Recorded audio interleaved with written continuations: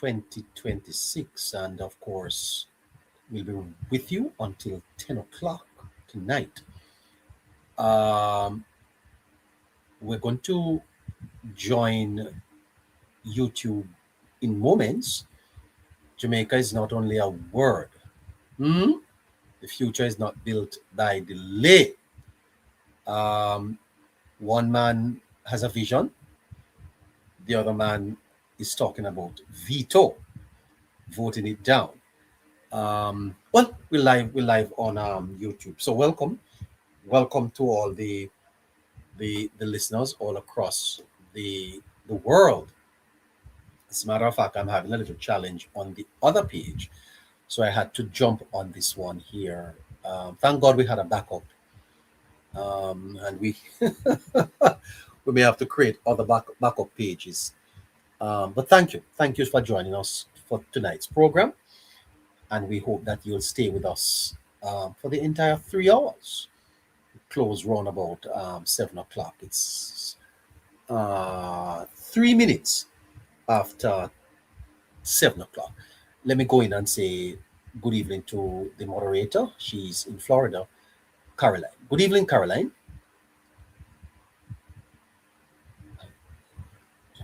Good evening, neighbor. How are you? Not bad at all. Not bad at all. We having a little problem with the other page, so I'm trying to sort it out. So bear with us on this one, you see.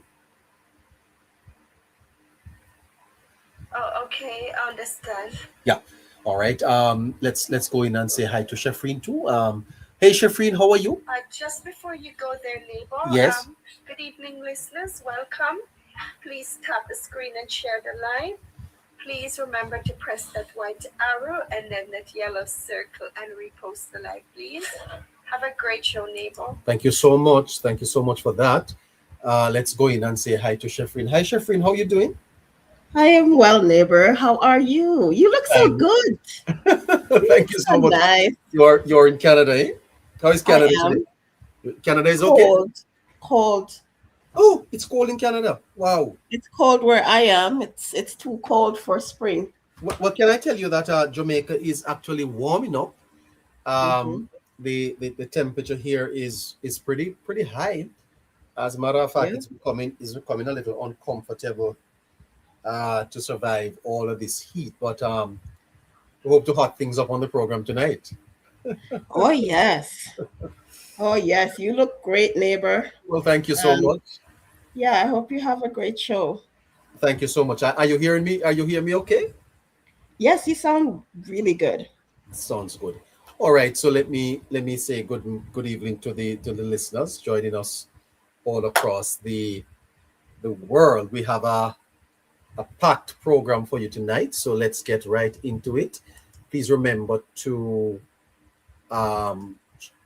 share the live if you are on TikTok.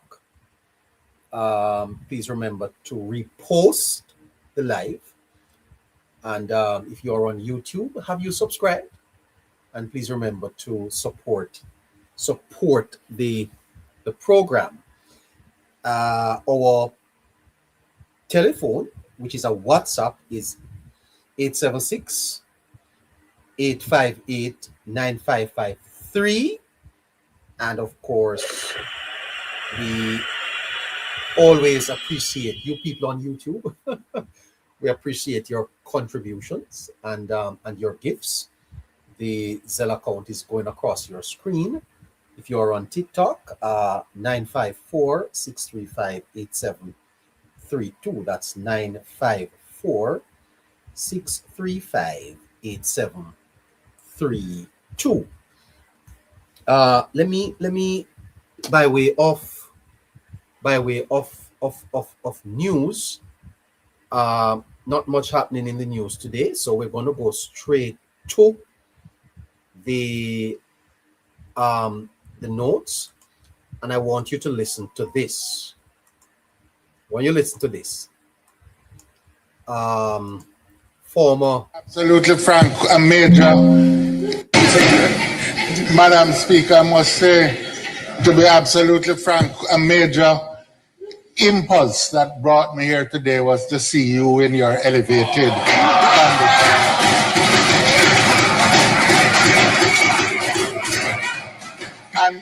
and to be able to witness the hand of impartiality and fairness, which I'm certain will become identified with your period on that in that chair. Thank you very much for your kind welcome, Madam Speaker. All right, so that was former president of the People's National Party, Dr. Peter Phillips, on the ascension of Juliet Holness to the Speaker's chair. Dr. Phillips, who never used to come to Parliament, made himself present to congratulate Mrs. Holness on her ascension to the Speaker's chair. What has changed? Or maybe we should ask, who changed? Because if Dr. Phillips congratulated Mrs. Holness and spoke of her impartiality, then what has changed? Or maybe the question is who?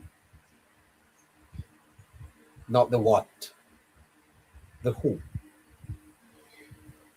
The People's National Party yesterday held a bit of a press conference and asked for an independent speaker. Now, I don't understand what independent means, but for what it is worth, let's go to that. The People's National Party yesterday asking for an independent speaker. I don't see how you can have an independent speaker in Jamaica's parliament. But such is their absurdity that here's what they had to say. The way she tries to scold us as if we are school children, there's just no mutual respect. No. Lack of respect. This is Angela Brownberg saying that Mrs. Holness is trying to scold them like children.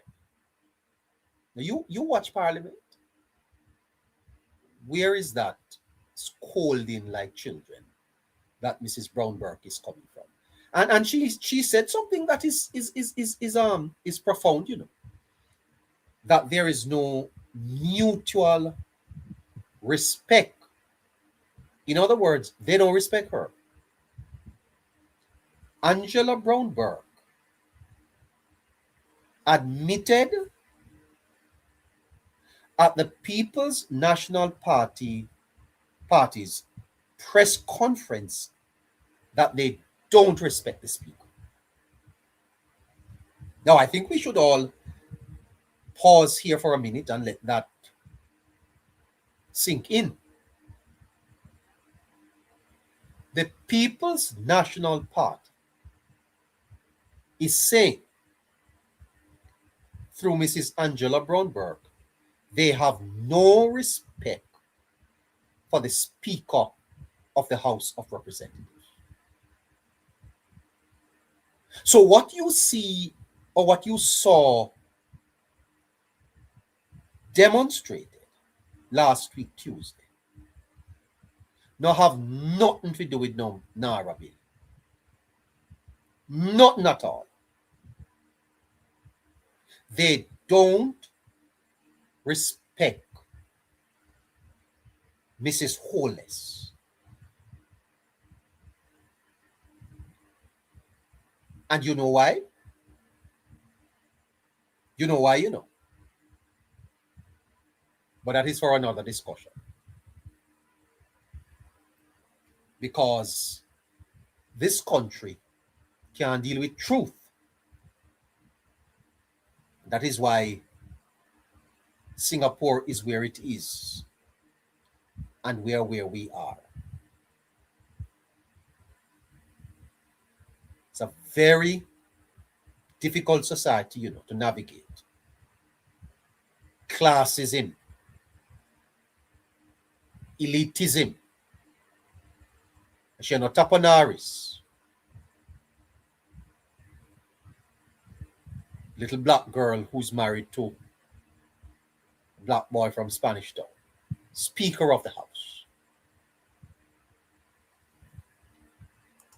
By the speaker, the way she tries to scold us as if we are school children. There is just no mutual respect. You hear that? There is no mutual respect. Mutual means it's not reciprocated. In other words, they don't respect her. Now, I don't know and I don't see where the speaker is disrespecting them, but they have made it quite clear. They don't respect the speaker. And therefore, her rulings, whether fair or unfair, will not be respected. And I think it is time something is done. I think that we have a partisan nature that is currently being displayed needs to be broken. If it is beyond to be an unbiased arbitrator, then maybe the government and the government party needs to look at appointing somebody else as a speaker. And if it is beyond us collectively to have someone who is elected appointing that way, because I saw some community from elsewhere that she was also answer to a political party that elected her. Maybe we should move to have an independent speaker of the house. Listen to that. Listen to Dayton Campbell. I hate to interrupt, but please check your message with Shafreen, please. The audio on YouTube is not good. Listen to Dayton Campbell's. The audio is the tape. You hear? It's the tape. The audio is not. The audio is not very good. But listen to Mr. Campbell. Mr. Campbell's absurdity. Talking about an independent speaker. How can you have an independent speaker when the Speaker of the House must come from the governing side? Independent speaker? That no rubbish, man.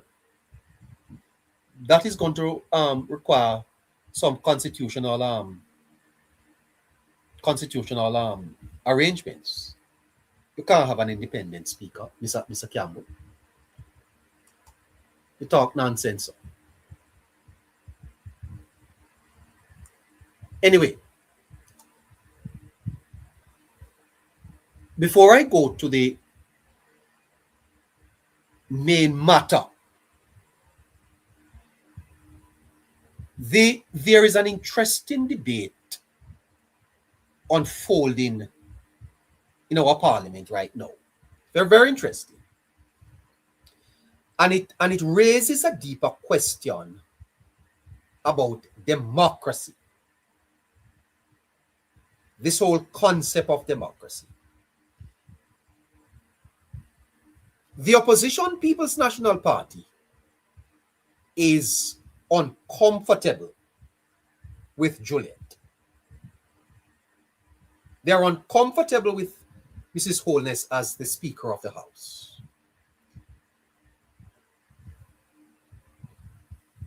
And they are pointing to the fact that she's married to the Prime Minister. That is the argument. She's married to the Prime Minister. Now, if you follow this program, I would have at length dealt with the whole matter of meritocracy, which is a fundamental principle in democracies, because the PNP don't know about the meritocracy. They know about links. And Christopher Tufton may have been the speaker that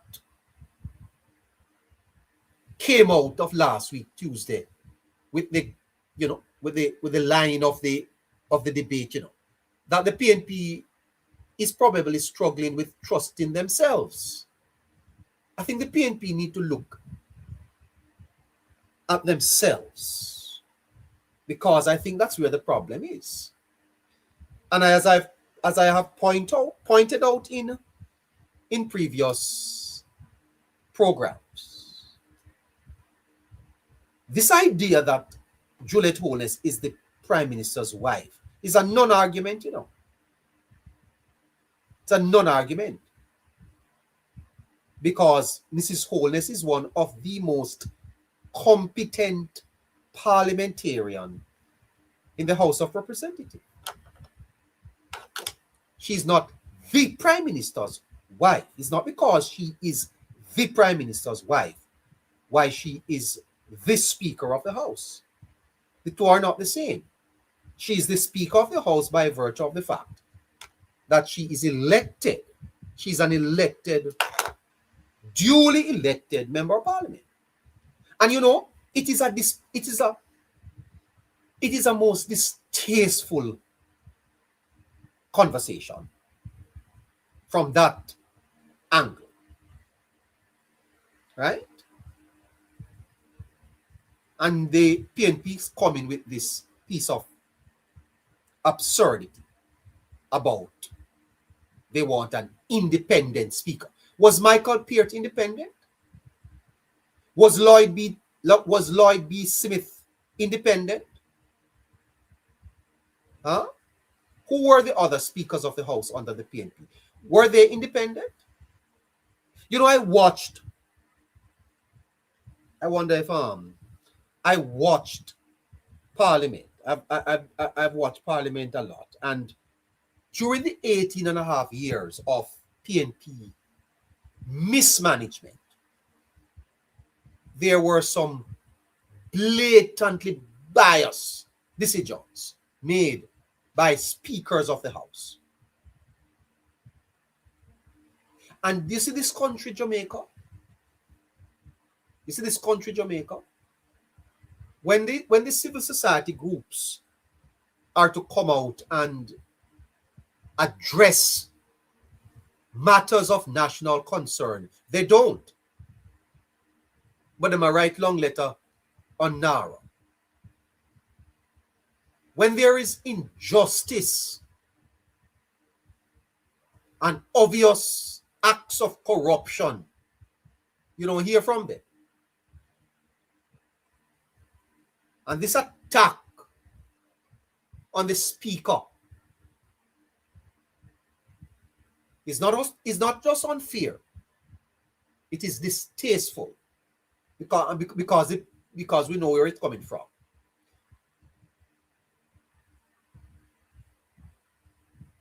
Because at the heart of any parliament is not personality.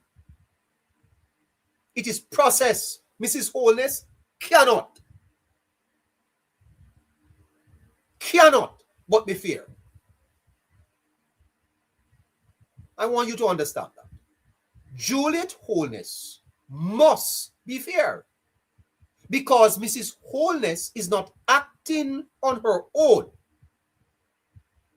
She's acting within the confines of the parliament, in the full glare of the camera, and with the standing orders. Is she misinterpreting the standing orders? Argue that. Don't argue bias. Where's bias? Bias to turn off your microphone? Bias to maintain order? And here again, Jamaicans, because it speaks to the type of society that we have cultivated. The breakdown of values, the breakdown of peck. Miss Burchell was in when the Prime Minister was giving his budget presentation. Miss Burchell and the Prime Minister brought in a anti-bad mind cap. You know what Miss Burchell said? Go give it to your wife. Go give it to your wife.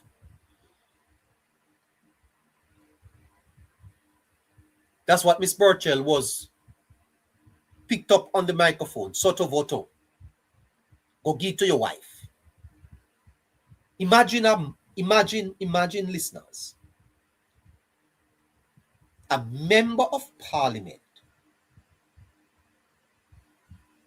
a member of the legislature, telling the Prime Minister that he must go give the cap to his wife. Go give it to your wife. Yeah, you know.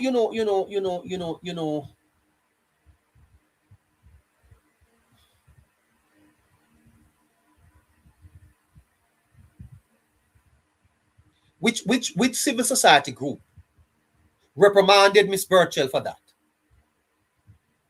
Which civil society group wrote a letter to the Prime Minister about it and wrote a letter to Miss Burchell? Which media in Jamaica told Miss Burchell that was inappropriate to speak to the Prime Minister like that? Go give it to your wife.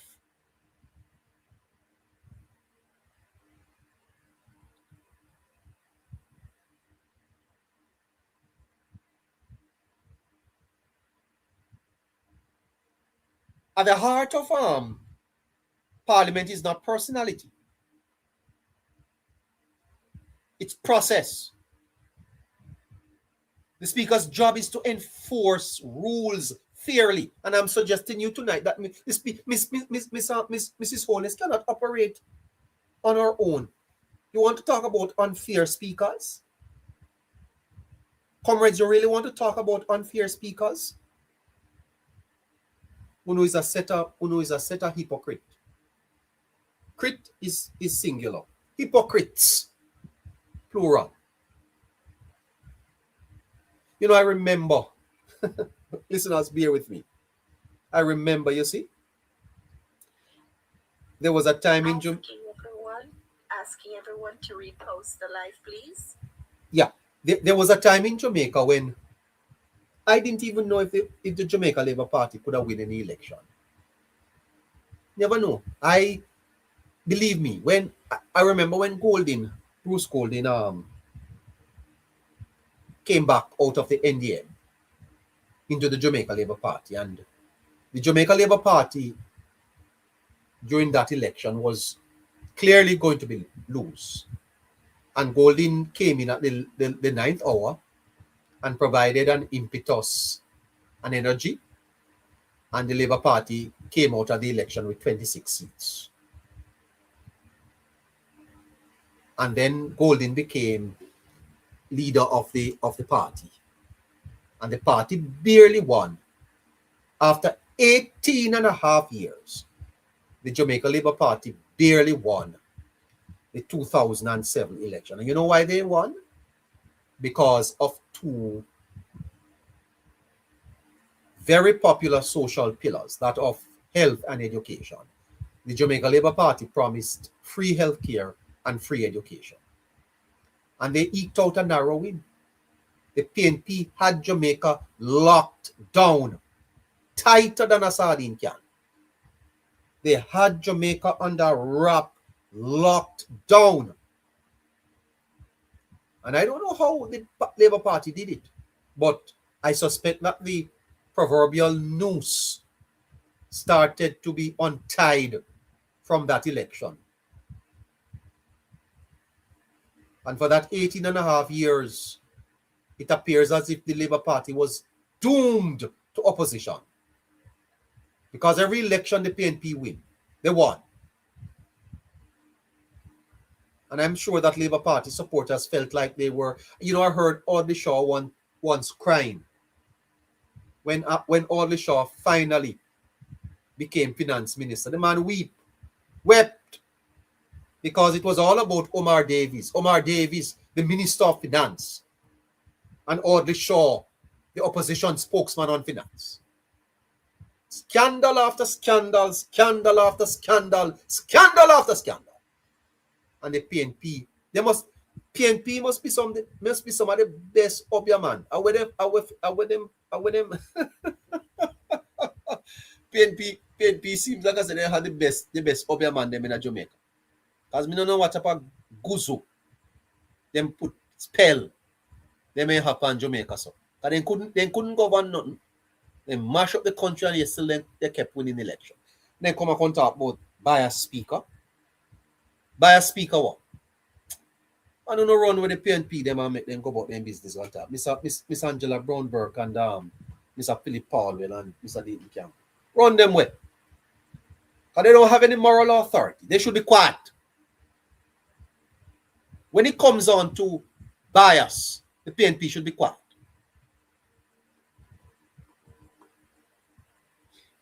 You know, I'm sure Scratchy is somewhere in the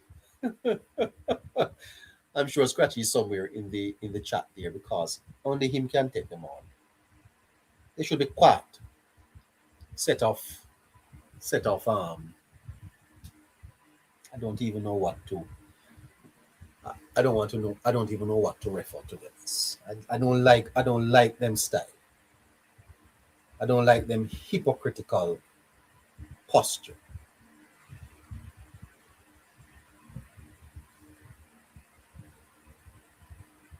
The speaker's job is to enforce rules fairly. That's what gives legitimacy to debate. John Rawls, you see, argued that people are more willing to accept outcomes, even ones they don't like, if they believe the system is fair. There is an inherent bias to the speaker because she's married to Dr. Holness. Let's just be frank. Let's just be fair. That is the problem. The problem is not about Mrs. Holness's competence. It is about Andrew Holness. It is about Andrew Holness. It is the continued attack on the Prime Minister of Jamaica by a party desperate for power that have no solution, no prescriptive policy alternatives to offer to the people of Jamaica, so they go for the cheap propaganda. That's it. And it should be called out for what it is. Nothing to do with Mrs. Holmes.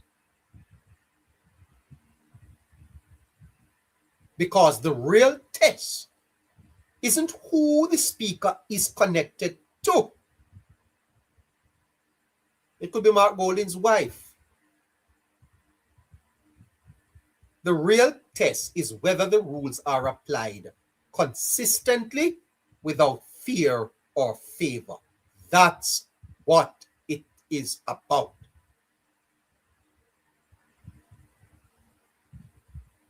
And no matter what Mrs. Holness do in the parliament, the PNP is not going to be happy. Because when they look up, what they see is a black woman who happened to name Holness. Every time they look up, they see Holness. And they can't deal with that.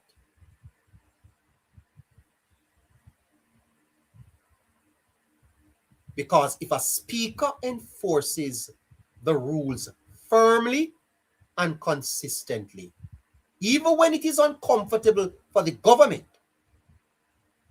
that strengthens democracy. In fact, many would argue that a strong speaker is exactly what Parliament has been missing for years. The Parliament of Jamaica has been missing a strong speaker. Because what we have had before were rubber stampers. Some of them were so weak on both sides. So the real issue is not who sits in the chair. The real issue is whether all members are willing to respect the chair when the rules are enforced. Because the truth, listeners, is that no speaker, independent or otherwise, can function in a parliament where rules are only respected when they are convenient. So getting an independent speaker no mean nothing. Dayton Campbell talk rubbish. You don't need a name? Let me tell you this. If Jesus Christ sits in that chair, it's the same rules. And it no matter if it even Mr. Warmington they put up there. The issue is, do you respect the ruling of the speaker? Challenge the ruling of the speaker through the standing orders. You can't respect the rules when they are convenient. So here is where I leave this tonight. What is the PNP's real problem? And I put it to you.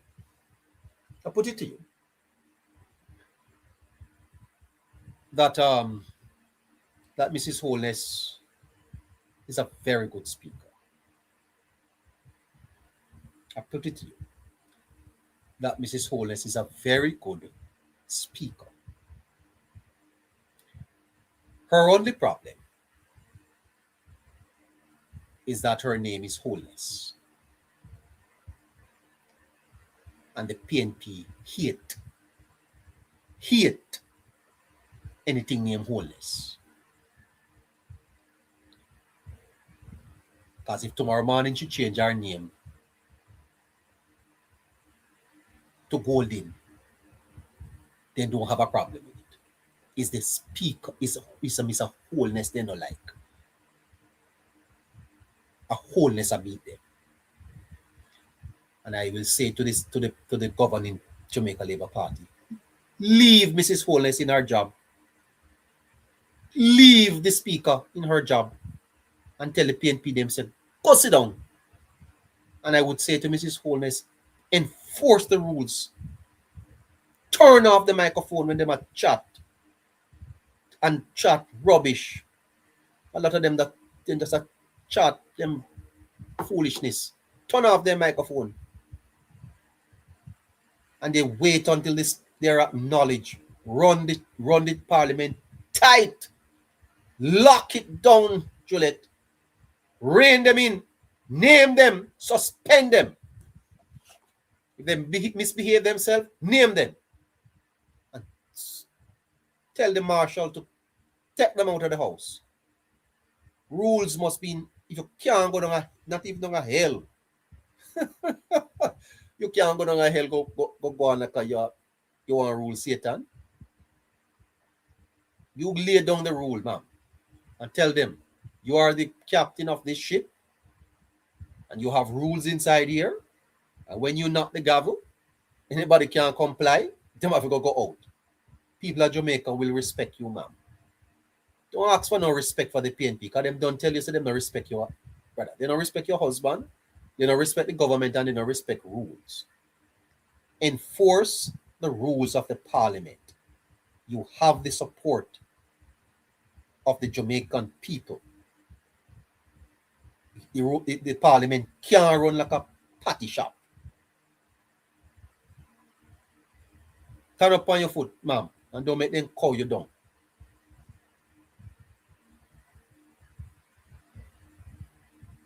Enforce the standing order. Turn off their microphone.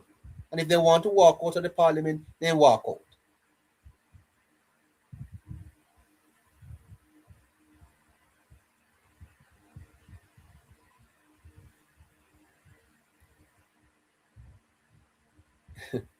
The whole matter of meritocracy. The lady was elected based on merit, not nepotism.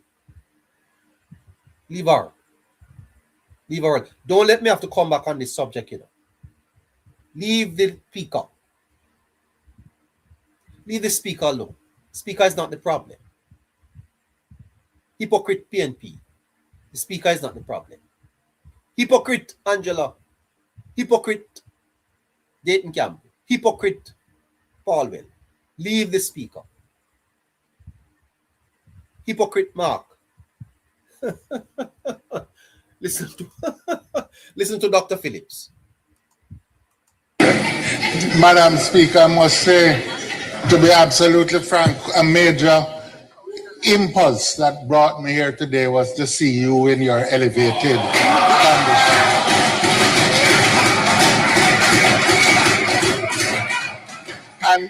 And to be able to witness the hand of impartiality and fairness, which I'm certain will become identified with your period on that in that chair. Thank you. You hear that? That's Dr. Phillips. Dr. Phillips, a very senior comrade, said that Mrs. Holness will exercise a hand of impartiality and fairness. Dr. Phillips knew or knows that Juliet would do a good job, and she is doing an excellent job as Speaker of the House. But guess what? Dr. Phillips is no longer the leader of the PNP, and maybe he was the last strand of integrity, of statesmanship on that side. What we have now is a far cry from Dr. Phillips. This is Setia. Don't have need power man. You come up and tell us a word for them. This is Setia. You have Miss Burchell telling the Prime Minister to go give to his wife. That's what the Parliament has come to under the People's National Party.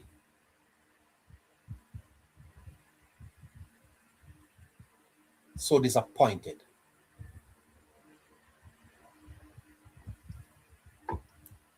And if Jamaica don't wake up,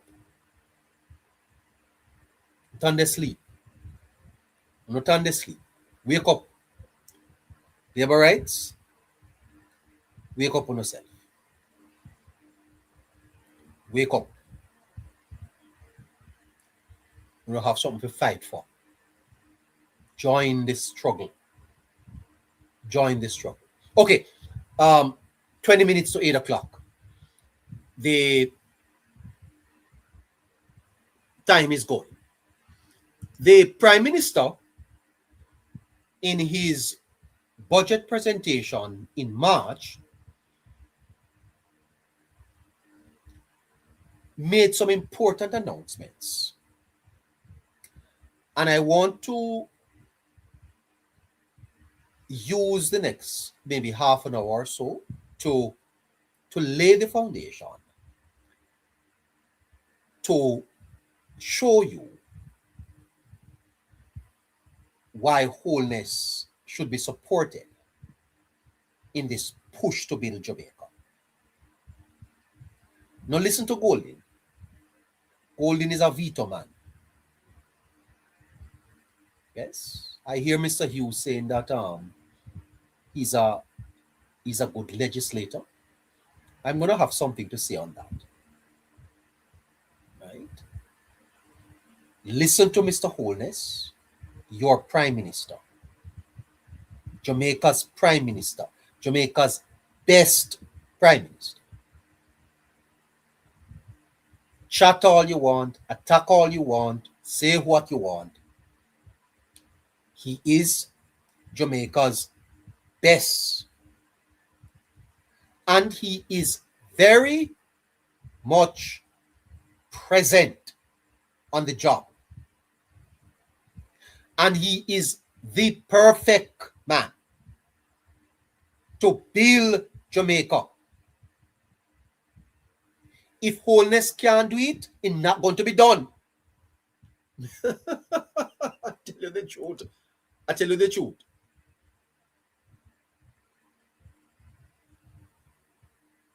If Mr. Wholeness cannot do it, it cannot be done. Because Golden can't do it. Damian Crawford can build Jamaica. Nikisha Burchell can build Jamaica. The only man in the politics that can do this work is Andrew Michael Holness. Nobody else done it. And his team. And so as we continue the conversation on reconstruction, another important question. YouTube, hope you're hearing me well. Welcome. Another important question comes into focus. The question of leadership. Because while they're fighting on the other side, I want you to understand that they're incompetent. They're not competent, They would make a mess of this reconstruction. And I am no partisan, but I have done the research. And whenever the Jamaica Labour Party is in government, Jamaica thrives. There is only one period when Jamaica never really thrived. And that was because of the world recession and the extradition of Dudu Scope. By the way, I see the Gleaner reporting that he just have a mere 2 years to come back.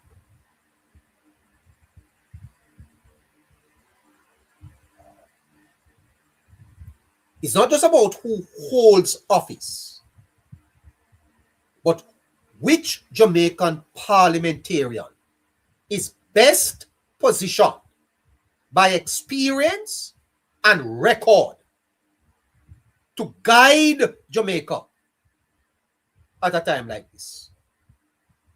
Type it in the chat. Who?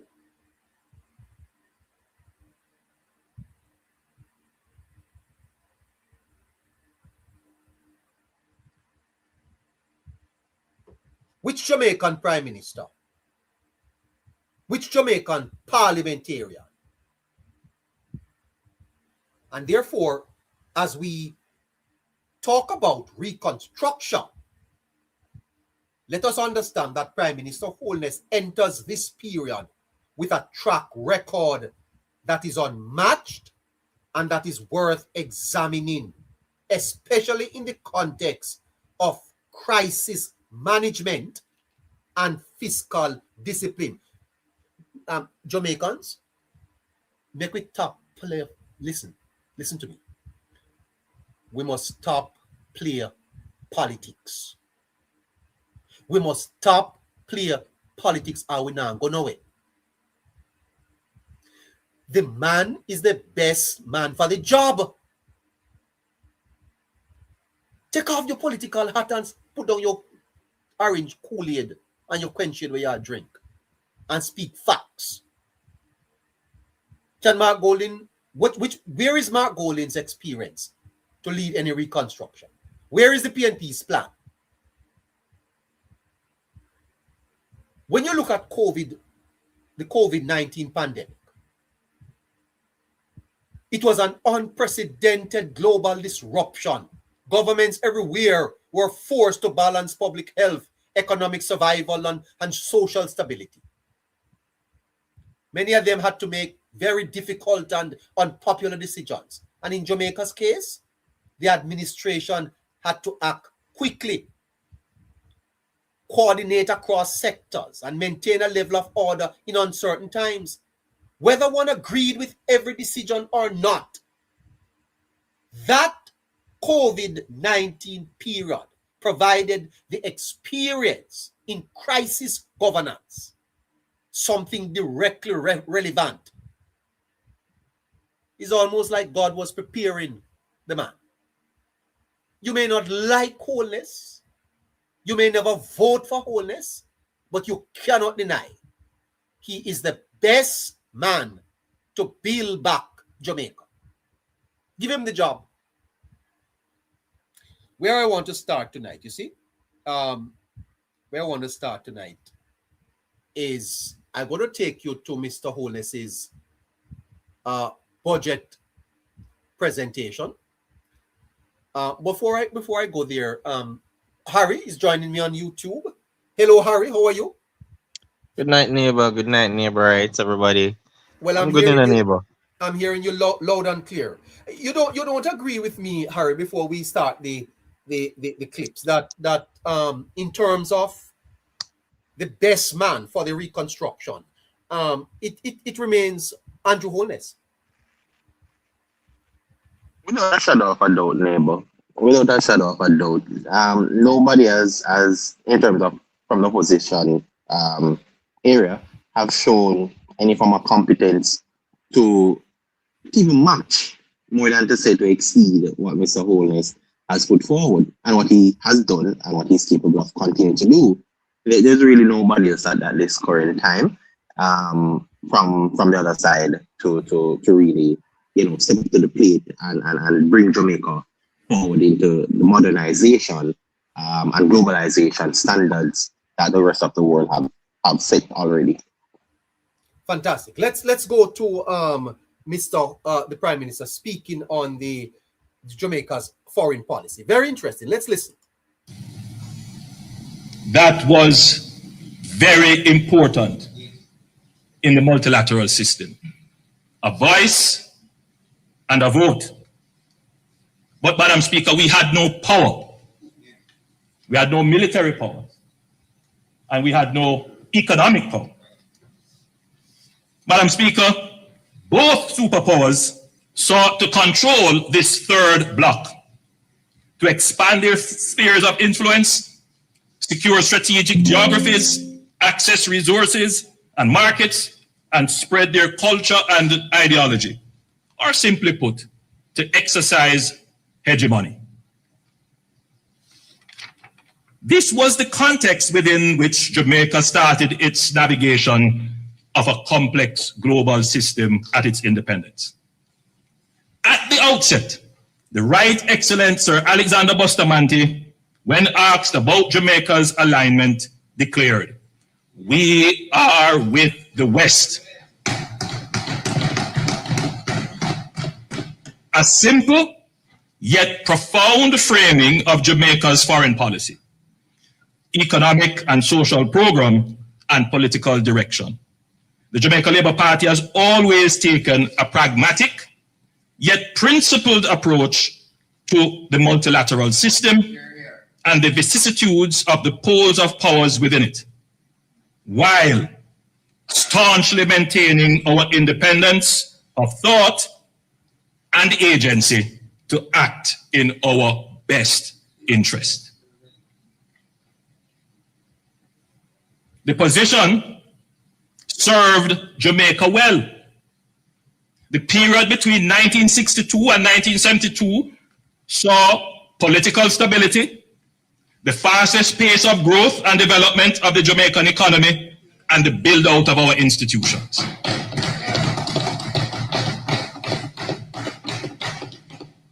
Madam Speaker, the period 1972 to 1980 of the Cold War era, the PNP government under Prime Minister Michael Manley changed Jamaica's political, economic, and social development policy and trajectory to democratic socialism, which also informed a change in Jamaica's foreign policy outlook. During that period, Jamaica joined the non-aligned movement and pursued relations with other socialist and communist countries of the Eastern Bloc, including Cuba. This was a fundamental and consequential shift based on an almost fanciful ideological aspiration. It placed us in the crossfire of a power struggle between superpowers which was not in our interest and had negative consequences domestically. So the Prime Minister is outlining there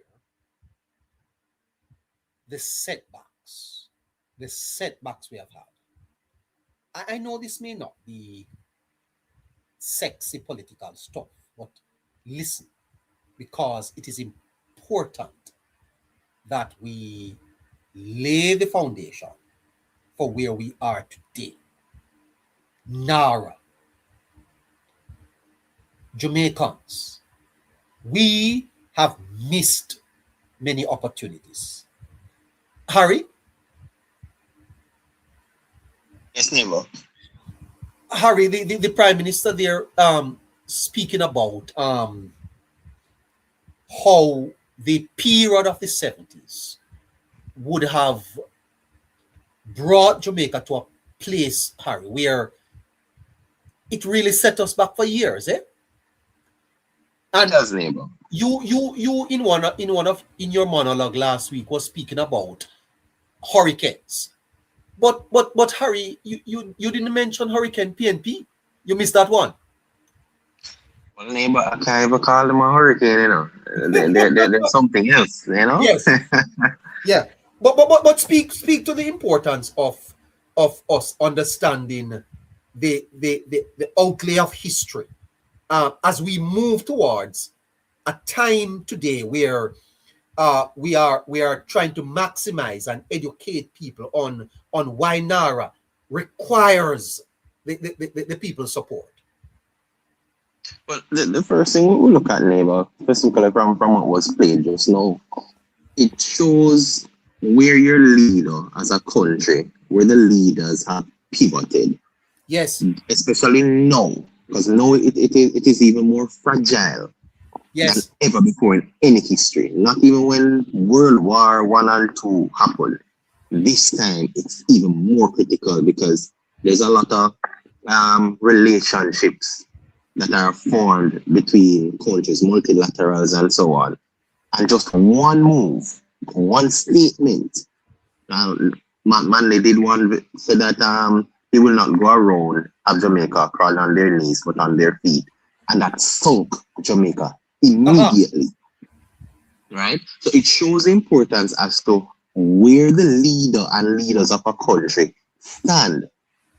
And one of the major things we've seen from this administration is that they rather to have a balanced outlook, a balanced perspective on every and any global policies, global events, and global activities.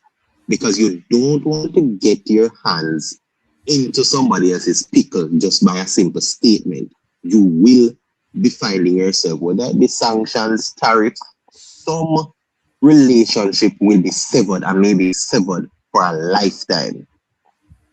And we can't afford to do that. We are not yet, maybe someday in the distance, we may become somewhat of a world power in our own right, maybe not like the big boys, but we aren't there yet. We can't move the needle as people may think.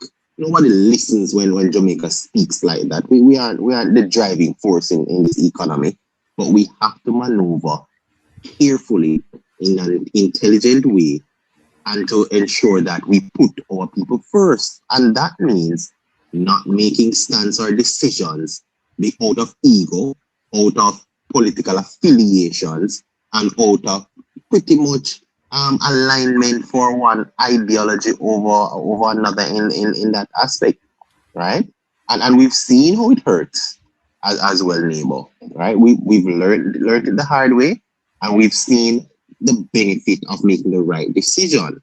Now, if we look at what Manley would have done with that statement and the almost immediate state that it took Jamaica in, right?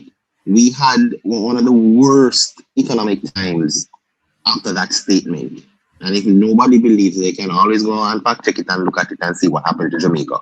Or just simply ask those who lived that reality.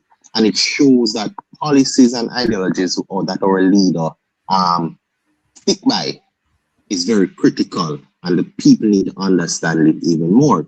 And that, in terms of the transition, can set a country back so much decades that you can simply let what is happening or what Melissa did looks like a small action, because all you have to do is make the wrong decision or side with the wrong, I want to say, affiliated countries and so on, for something you don't have a horse in the race in a neighbor. And then you open up your country and your people, putting their survival and livelihood at risk. And that would make you irrational and also one not able to govern its people, because this is the people's affairs, one of the most fragile affairs to handle. And how you maneuver, I call it the delicate dance that you have to do in a time like this. The People's National Party, unfortunately, have never ever understood how to do that dance, right? They always fall off beat. And who faces the repercussions? The people of Jamaica and their livelihood, and generations have been hurt. The country has stalled several times because of these things, right? And it is not something you want if you're going to move Jamaica forward. Okay, let's go back to the Prime Minister. This period coincided with the collapse of the Jamaican economy, our first debt crisis, the hollowing out of the middle class, and the emergence of widespread political and gang violence. Many of the challenges we face today are anchored in that period of our history.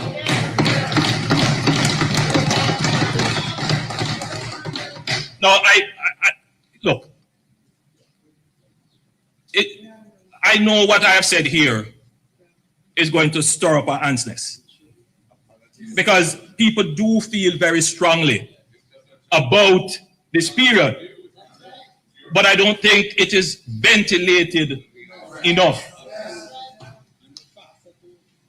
Look, no, what I've said here is not opinion. These are the facts. These are the facts. If you ask me for my opinion, I will give you my opinion. Right? And my opinion is that I admire Michael Manley's intellect. I admire his willingness to challenge, but I also question his judgment.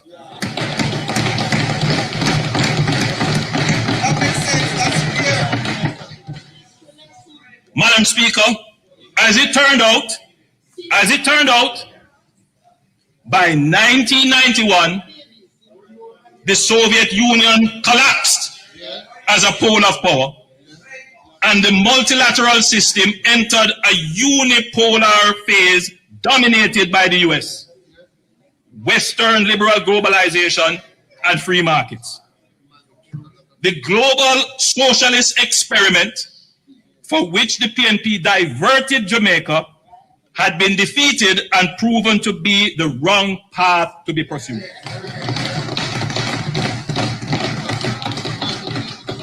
Now, here are the facts. Michael Manley, and this is part of why I admire him as well, would come back to power a reformed man in 1989, abandoning the policy of democratic socialism, embracing the IMF, liberalization, privatization, free markets, and pursuing closer ties with the United States. And this is the part of the history that is not reconciled. Why did we go down that path?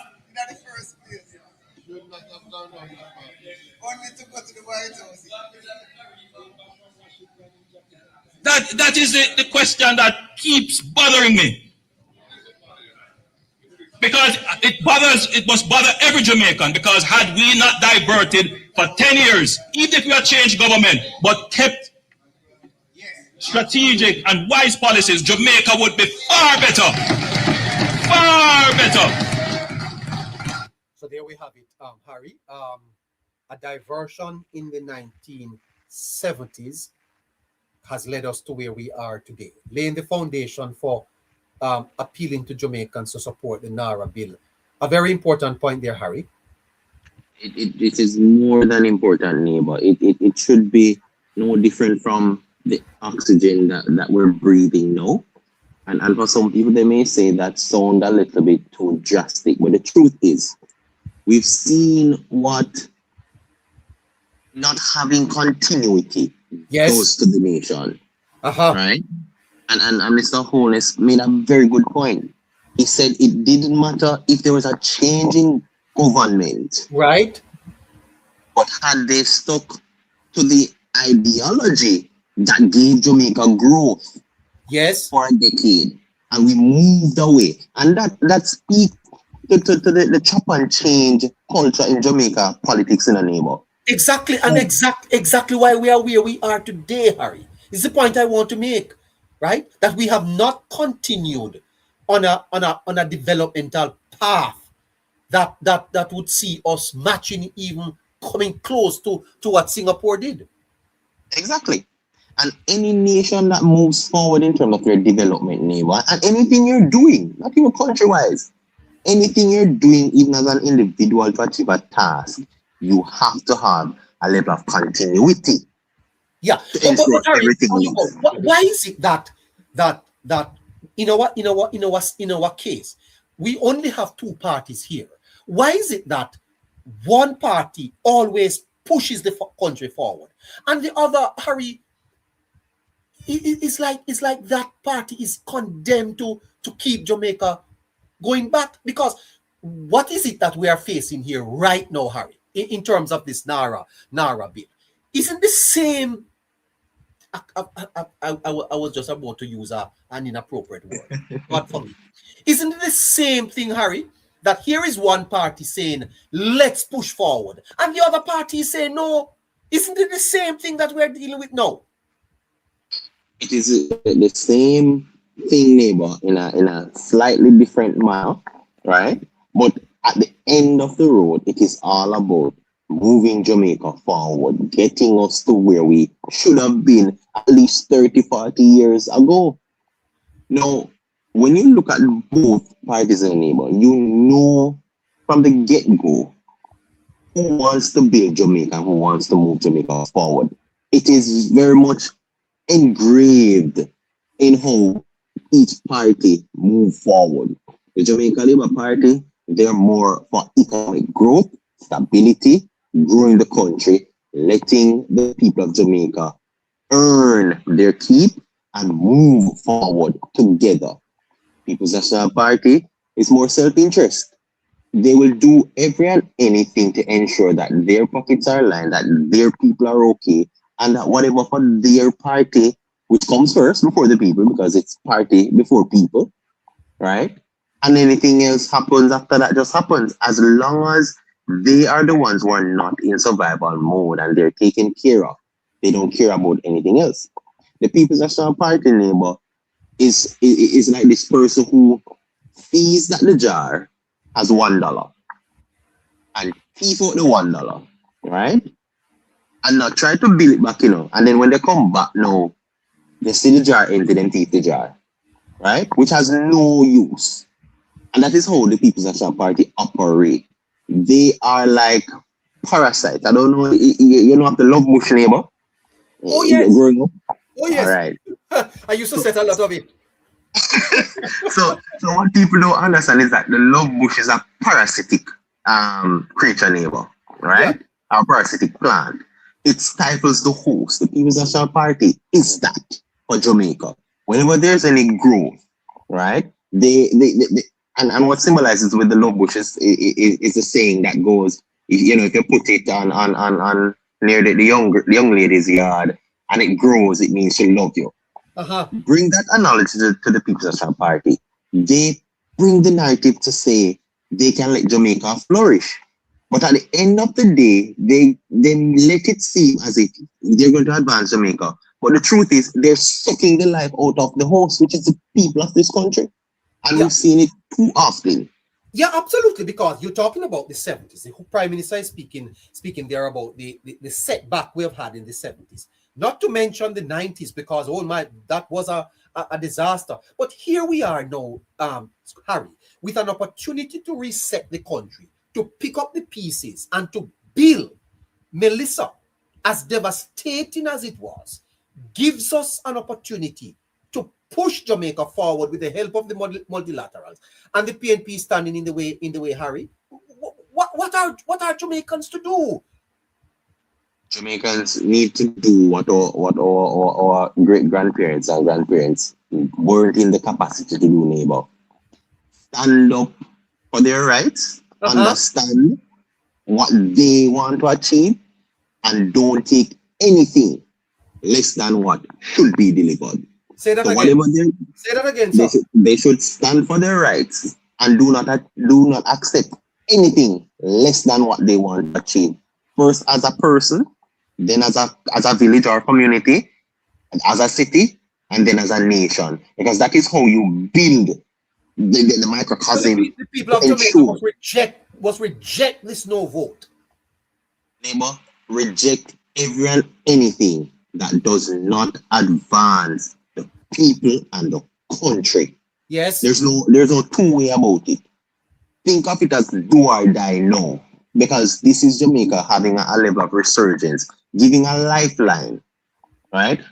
I know you may not go further down in the budget speech, but there's a part where Dr. Horner speaks to say there are investments at multilaterals and companies and investors worldwide that wanted to invest in Jamaica. Yes. But because of where we were at the time, and we don't have to say under what government or so on, but where the state at which the country was in, yes, these people saw the opportunity, but nothing was developed so those investors can actually bring that money to Jamaica to give growth, right? To instill a level of confidence for the rest of the world to also come to Jamaica, whether that is the diaspora and even influence local pride neighbor, right? Those investments went elsewhere. They went to Barbados, they went to Dominican Republic, they went all over the Caribbean region, Trinidad, right? And when you look at it to know that Jamaica was ahead of those countries and the basic things to have a checkmating and get these investments, we didn't do because of political affiliation and tribalism. Yeah, I wonder if the people of Jamaica are understanding what we're talking about tonight. The ground that we are laying for you. The graphic ground. Those of you tonight who are struggling. Yes? Those of you who today wanted to buy 2 patties and you could only buy 1. Yes?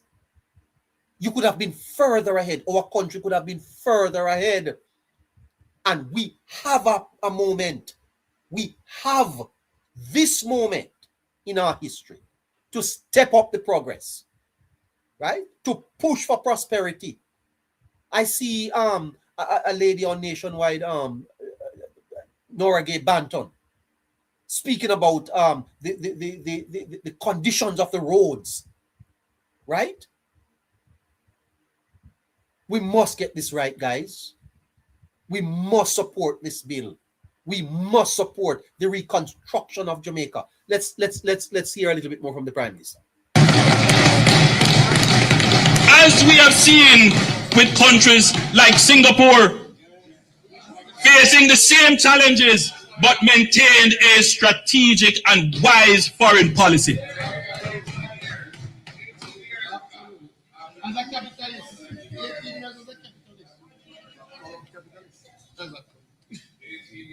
Madam Speaker, today we see the global system changing again, moving from a unipolar world to now a multipolar world with the rise of China, India, the reassertion of Russia,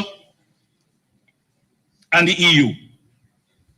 There are now more players who can exercise military, economic, technological, and normative power within the multilateral system than when it was designed 80 years ago.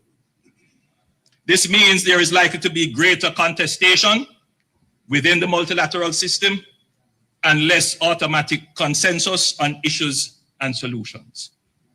There is also a greater likelihood of fragmentation, which is what we are seeing now, as powers seek to advance their interests unilaterally.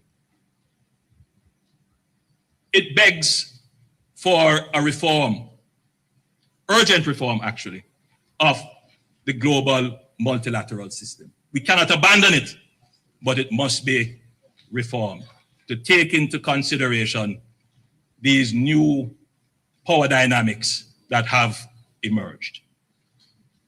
In this dynamic foreign policy environment, Jamaica must be strategic. We cannot go down the road of ideological rhetoric. Been there, done that.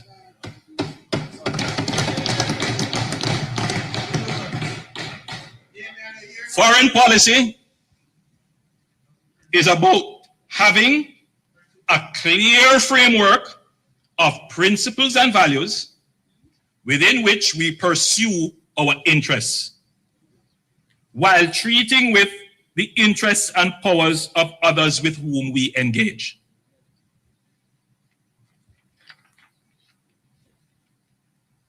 My administration has always ensured that our foreign policy serves our economic interests.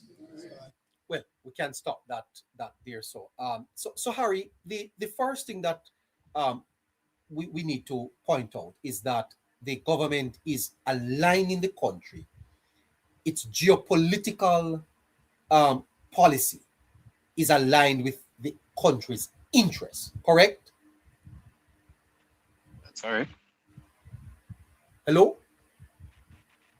Hearing me, neighbor? Yes, go ahead. Yes, I'm saying that in its entirety is correct, neighbor.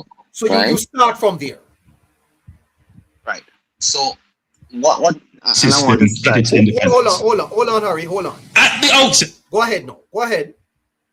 I want to start it from this angle, neighbor, because you'll have people here who, when decisions are made regarding international relations, because that's what it is, international relations, they will say Jamaica sell out, or the Prime Minister sell out, or that minister sell out. I beg them to go and understand what negotiations and international relationships entail, because you cannot make statements in absolute. You cannot, and Mr. Holness spoke to it, neighbor, regarding multipolar. So it's no longer just one or two nations that we know of, which was the UK and US for a great extent. There are now emerging world powers, what I call them, conglomerates as well, right? When you have the EU and so on coming to the forefront. What this does is it also opens up opportunities for Jamaica as well to have these relationships, to grow the country, because you have to have your country's interest at heart, right? And you have to make the decisions so that your country can thrive the way you want the people to move forward too. And how you align yourself is very delicate. And you have to be very strategic. Not to say not to offend any country or any conglomerate or so on, but to understand the magnitude of who you're dealing with, the promises and dreams that you have to carry from the people of Jamaica, and how you go about it. Because the people put an administration in power, neighbor, and hoping that they know the best decisions, having sit at the table, analyze what is in front of them, and to see what best they can forge relationships or they can maneuver so the very people of Jamaica can get that stability, can get the economic growth, can live the dreams dreamt well before them and those that they have dreamt. And that is how I wanted to put it so people can understand. Because the vote against NaRRA, neighbor, is, for example, the vote against the development of Hanover, right? To unlock new businesses. And this is from a policy level. because you have to have it from an international policy level to get these investments, to get this backing. And it's not just about money, because what it does, it also opens up Jamaica to economic gains from different markets globally. See, we're tapping into Latin America, we're tapping into Central Asia, we're tapping into the Middle East. Never been done before. And that is as a testament to what this administration international policy has been. You don't hear them make statement like, oh, we're not going to ever go down on our knees, we're going to always be on our feet no matter what. You don't have those. I'm happy the Prime Minister spoke toward it and to ensure that, and I know a lot of Jamaicans still won't understand it fully, neighbor. That is why we're here to break it down so they can grasp exactly what that means. A wrongful move when it comes on to the policy and the ideology of your country and your leader can ensure that we go back to marrying goods together. I wasn't from that time there, so I don't remember when I was married. Mackerel and something else married, right? We don't want that. We want Jamaica to move forward. And this is the administration, Mr. Andrew Holness, tasked with it, understands what is out there. He knows how to play this game. It's not about the person who is going to be arrogant and won't change a stance. He will always be diplomatic in how he go about it to ensure that he first protects the people of Jamaica. Because that is your first thing when it comes on to a multi-polarization market. Globalization has never been bigger in any history of humankind. And as such, that makes it very difficult, and you have to be very strategic in how you handle the people's affairs, because they were the ones who voted for you and they put you there to handle their affairs.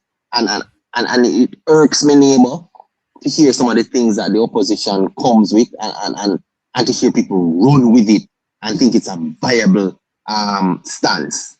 That is the burning part of it for me, neighbor. And it's rather irritating to know that it's so easy to run with garbage. And it's so hard for people to understand the truth, to deal with the facts, and to let them look at it to say, this is what you have to buy into. This is your future. September 3rd, they made a decision to say, we want you to handle our affairs. And in order to handle the affairs, you also have to understand what is out there. When they put out the information to you, get some little time to understand what is there, no? Right? See what our international stance is on any and every issue. You don't have to bombard yourself with a lot of information, but have Jamaicans, all time days would I say, have common sense, neighbor. But it seems like nowadays common sense is uncommon, right? And that is the part for me where Jamaicans, specifically locally, right, has failed themselves when it comes on to that part of information, to know where their country is heading. And I'm also targeting the intellectuals, neighbor, who keeps their mouth shut. They know better. And out of self-interest to not want to either offend anybody, or they don't think they need to say anything. If you don't go to the polls, or you refuse to go to the polls at any given time, you can still have an influence on how you get the information to the people to ensure that your interest still stands. This isn't about self-survival instincts and mode. Because if you let persons with significantly less information or no information at all go to that post and make decisions over your life, you have nobody else but to blame. And nobody else to blame but yourself. And you start by curbing that and taking that power away from the less knowledgeable, by ensuring you who knows have conversations, bold conversations, public conversations at will, to ensure that the information gets out there so you can curb those who have little to no information. You bring it to the forefront, and that is how you help Jamaica, you help the government serve your interests. Who wants to be better? You want to make more money, you want a better job, you want to see Jamaica grow economically. That is how it's done. Thank you. Well, this is what the PNP voted no to. Black River the Black River story is bigger than one town. It reflects the real risk many of our coastal communities face. The government is promising to rebuild Black River. Well, the PNP is saying no to building Black River. The Prime Minister spoke to the rebuilding of Black River in his budget presentation. I see you, Joshua. I'm coming to you. Let's listen a little bit. Larger than one town. It is the story of Black River. Ability of low-lying coastal communities to the intensifying force of climate change.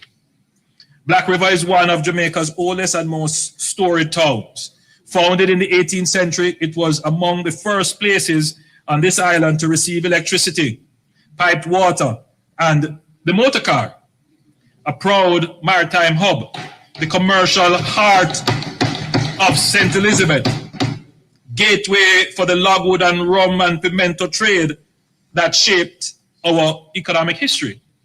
The Georgian wooden houses along the waterfront, the masonry, mercantile buildings, the civic structures by the sea, all spoke to a town of character, history, and dignity. But Black River grew as many Caribbean coastal towns grew, parallel to the shoreline. Its hospital, its courthouse, its market, its homes, all concentrated along the coast, all exposed. For generations, that vulnerability was managed, tolerated, absorbed, but Hurricane Melissa ended that. Storm surges of 8 to 14. Okay, so Black River, because Black River. Okay, so Black River is one of those towns that suffered greatly because of Hurricane Melissa.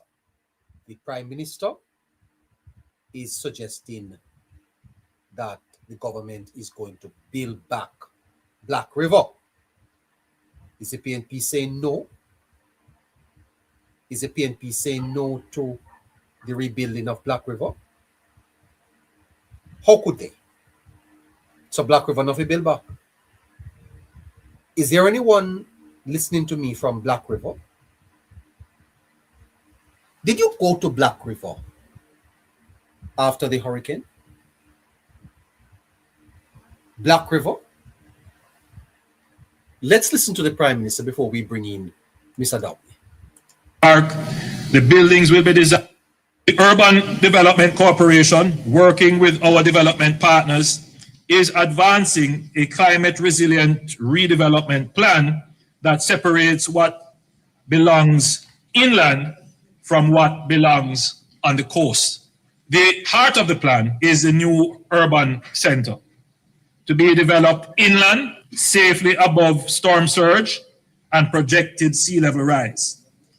And you can see a representation of where that urban center is going to be and what it, well, that's the waterfront, but what it could look like. This is where Black River's essential public functions, its hospital, courthouses, municipal offices, police station, tax office, schools, market, and transport hub will be consolidated into a planned, workable, flood-safe precinct.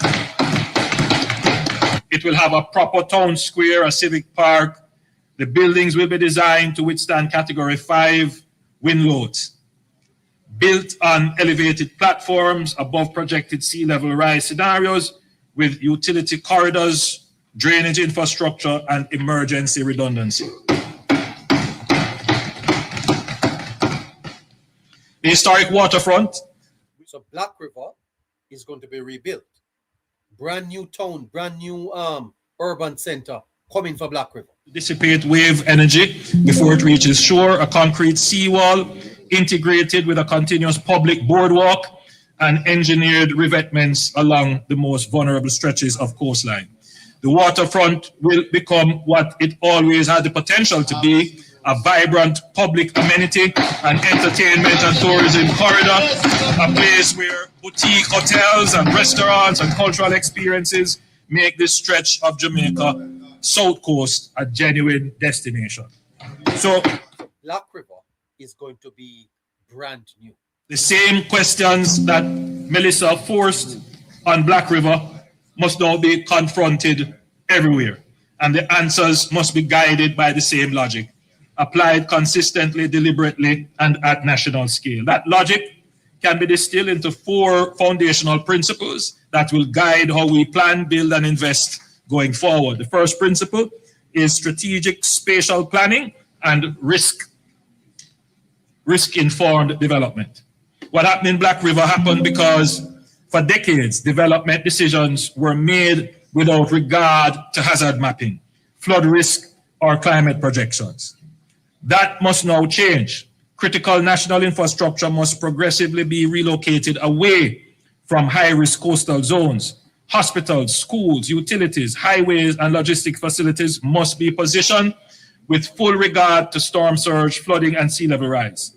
Where we build is as important as what we build.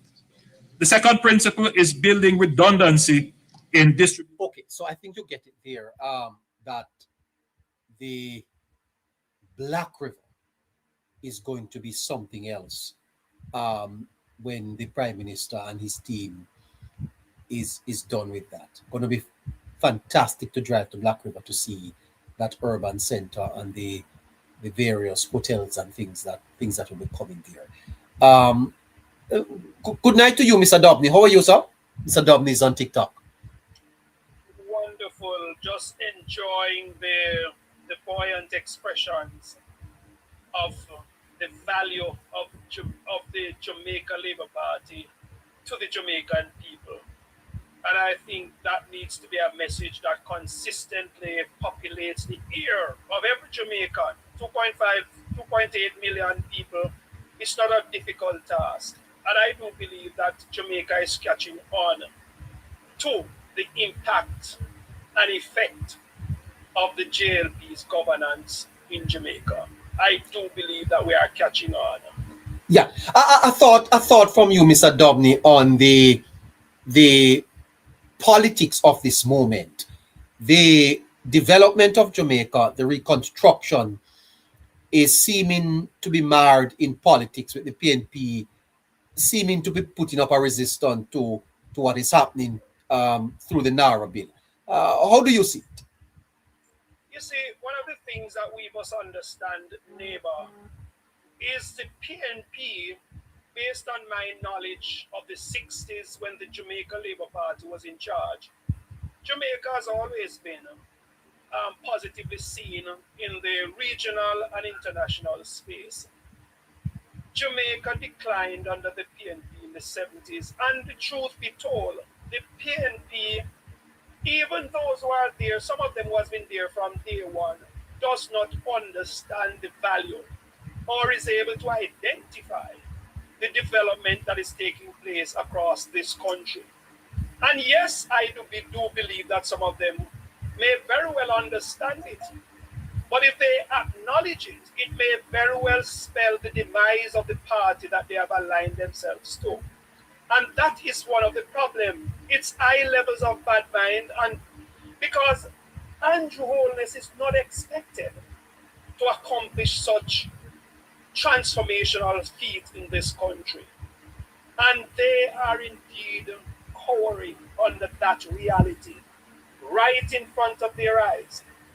They believe that they could have gone to Parliament, and by the sheer fact that they have Hold on there, Dobney. Hold on. Okay, go ahead. Yeah, by the mere fact that they have moved 14 seats to 28, they believe that they could have gone into Parliament and call it kick up rumpus within context. But I want to applaud the Speaker of the House for holding them at bay, because the rules has to be applied, because the PNP, based on their track record, should not be speaking. They should sit in Parliament and listen to every pronouncement. How you mean they should not be speaking? No, hold on. I say this because let me tell you something. Empty barrels make the most noise, you know. They are empty of ideas. They are empty of vision for this country. And they should be sitting there learning something from this impact administration. They're not learning anything. they believe that doing things that I was listening to the gentleman who was, I think he was trying to defend Angela Brownberg.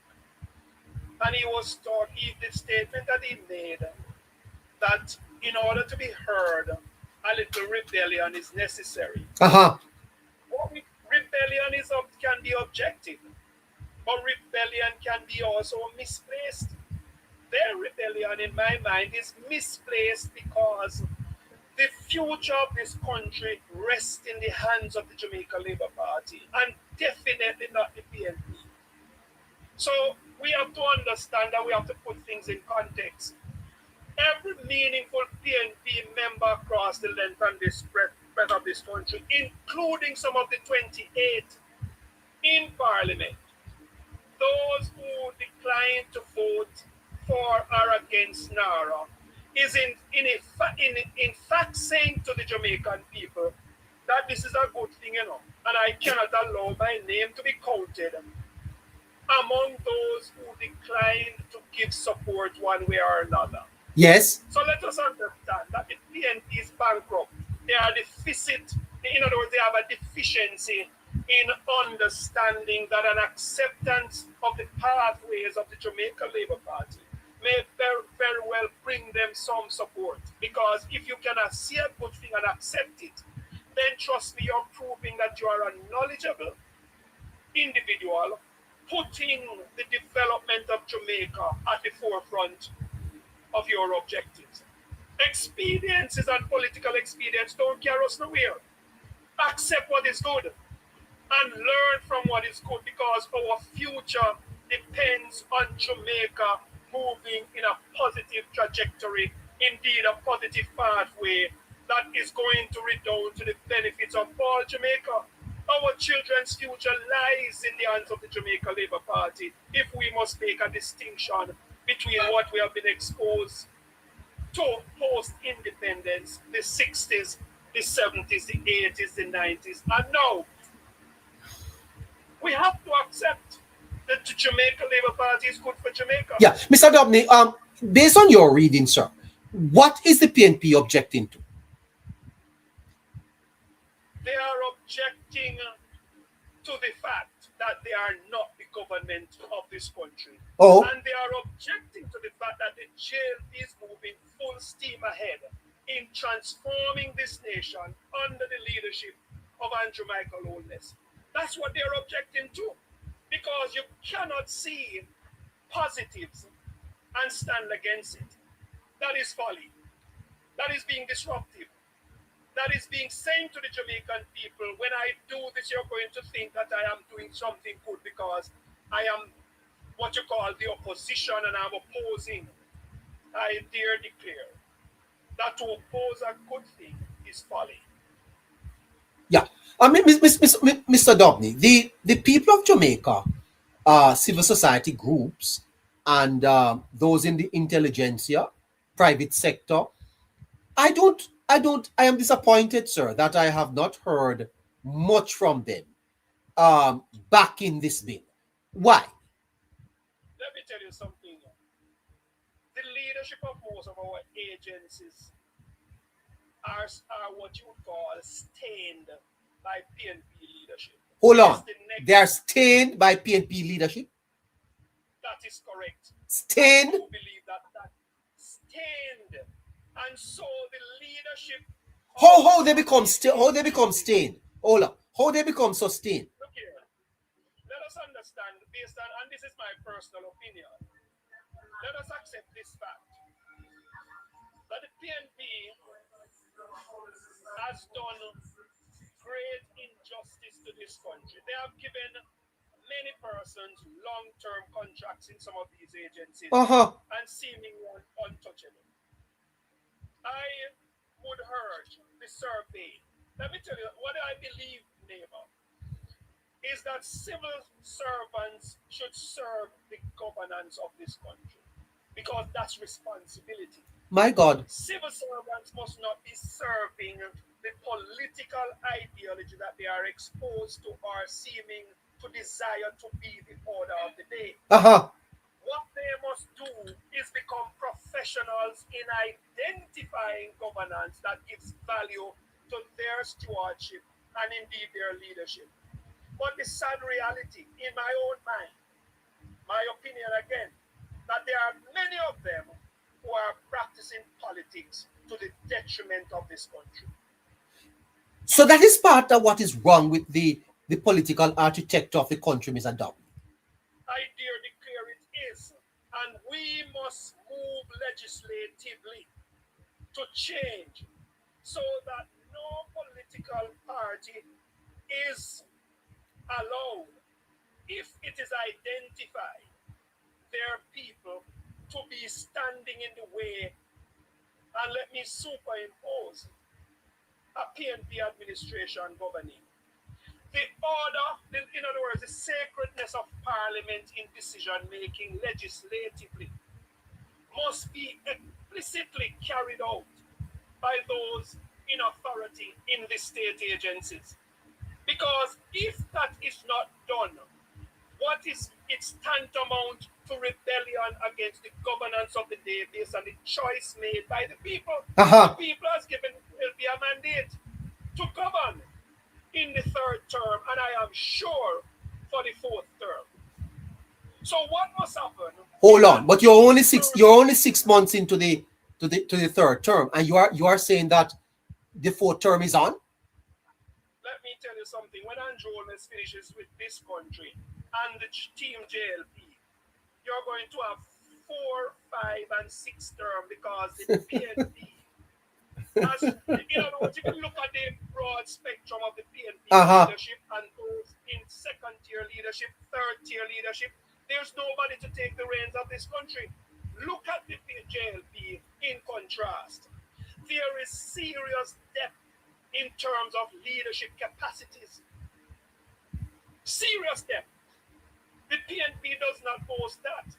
And let us accept this fact that I dare them to come and tell us that they have a second tier, no, not even a first tier, that they have a second tier, a third tier leadership that is going to be able to carry this country in a manner that nullifies the impact of the Jamaica Labour Party in the now. Andrew has understood what it takes to lead. He has understood what it takes to listen. And he has understood what it takes to adopt international best practices in giving value to Jamaica land we love. That we must protect. We cannot not protect that. And I believe that every fiber of every Jamaican that means their children well, we must stand up and be counted as ambassadors of the stewardship of the Jamaica Labour Party. Mr. Dobby, help me with the politics. Help me with the politics of this moment here, Mr. Dobby. How do you think it is playing on the ground? You are a politician yourself. You are talking to people on the ground. What is it that you are picking up on the ground as far as the PNP's no vote is concerned in your own constituency?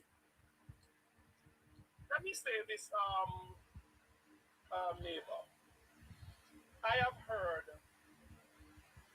PNP operatives on the ground say, well, I mean, it's a PNP, I will tell you this, the JLP is doing a damn good job. And I believe as the impact of the JLP continue to resonate, the visibility in my own constituency, I see the widening of the El Shamain Road. It was a disaster. And I'm going to tell you, I believe as the momentum continue to reflect itself, the current member of parliament, I won't call his name because I'm not going to give him an advertisement. The current member of parliament in Southern St. Catherine is on his way out. Oh. And I will dare declare that he's on his way out. There's no way that he can see so much transformation taking place and be comfortable. Because for 32 years, nothing like that happened in Port Moore. And I'm going to become one of those those persons who give value support to the wrestling of that constituency from that inactive member of whether you are the candidate or not. Damn right, you got it right, neighbor. Whether I am the candidate or not, to become a soldier on a crusade to rescue Southern St. Catherine from the demise, the inaction, the stagnation. Miss Jackson, the member of parliament over there, should be ashamed of himself. When you look at the areas of but you don't even want to call the man's name, sir. No, I can't. You can't call his name. Give him any. Listen to me. He will know that I am talking. And I am going to say he will know that is him talking. Oh my. The fact is, the local authority that is emerging in Southern St. Catherine is under the stewardship of Desmond Mackenzie and the Jamaica Labour Party. Building an awesome municipal building. The stoplights that come to Southern St. Catherine, the housing development, the water expansion plan that is coming to give water, in other words, sufficient water supply to Southern St. Catherine, starting with the Southbury plant, and indeed the development that is taking place now under our current water minister, Matthew Samuda, the able Matthew Samuda. It is going to allow Portmore to become a parish extraordinaire. Did that happen under the PNP? No. Yes. So pull this back for me, Mr. Dobney. I want you to tell me the NaRRA vote of the PNP. Do you think it will hurt them politically? The no vote of the PNP. Is it going to hurt them? The names of those persons who voted against are well known. And the names of those who did not support are well known. Yes. I will tell you. Those who abstain, they will, in other words, it could be said that they have voted for. Because the PNP is customary to vote against what the JLP is doing in order to support their political ideology. Yes. Or be detrimental to this country. I dare declare then that those who voted against, history will prove them as dead stock and baggages to this country's development. Dead stock and baggage, sir? Hold on. We know the name. Dead stock and baggage? Dead stock. Look here. Name, I'm not going to call nobody name, but you look at the list of those who have voted. And I want you to take a look in their respective constituencies. Some of them are running from one to the next because they were not able to impact. But look at those who have voted and take a drive into their constituencies, and you realize the inactive nature, by nature, those are people who are not performing in their constituency. You know what I'll say? Give me one term in Southern St. Catherine and you will see the transformational impact that is coming out of the, in other words, the heart of the Jamaica Labour Party. The passion in other words, the passion to give transformation value.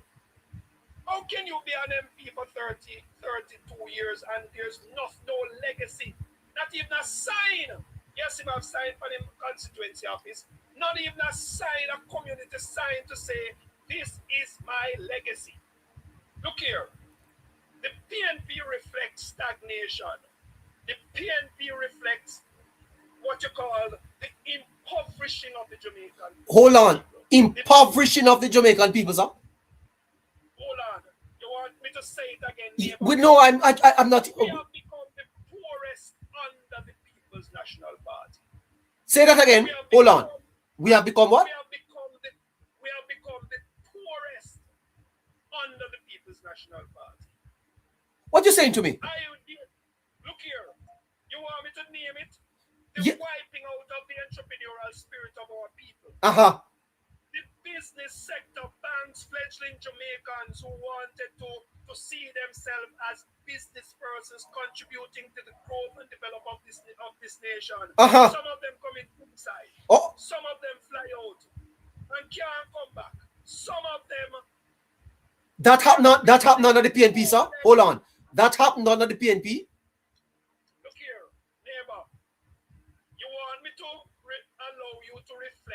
the 70s. Yes. Until when Jamaica was rescued by the Jamaica Labour Party administration in the 1980s. I could remember knocking a pot cover in the hills of Allman Hill because Edward Seager campaign. You knock pot cover, sir. You knock pot cover. Look here, let me tell you, neighbor. Look here, neighbor. I was born in 1960. You know. Yes. I lived in the 70s. I experienced. I can consider myself a fledgling business person that suffered under the People's National Party. What you say to me? I have suffered. Uh-huh. I'm not going into that because I don't want to remember all of that, but I have suffered. But you said that the Jamaica you was rescued. The country was rescued. The country was rescued by the Jamaica Labour Party in the 1980s. To the point where you knock pot cover. Then hold on, I mean, I've been knocked pot cover when you see the cleaner heading that deliverance has come. Let me tell you something. I was a young man in that time. You say, when you say that to Ratid. Hold on.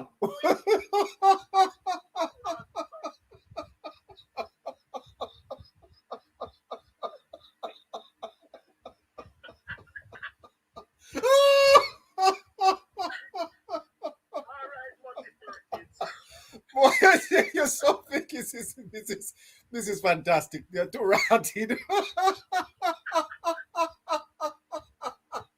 The man said knock pot cover. Never heard this before.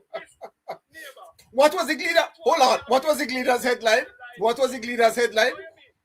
Eh? Let me tell you some deliverance as some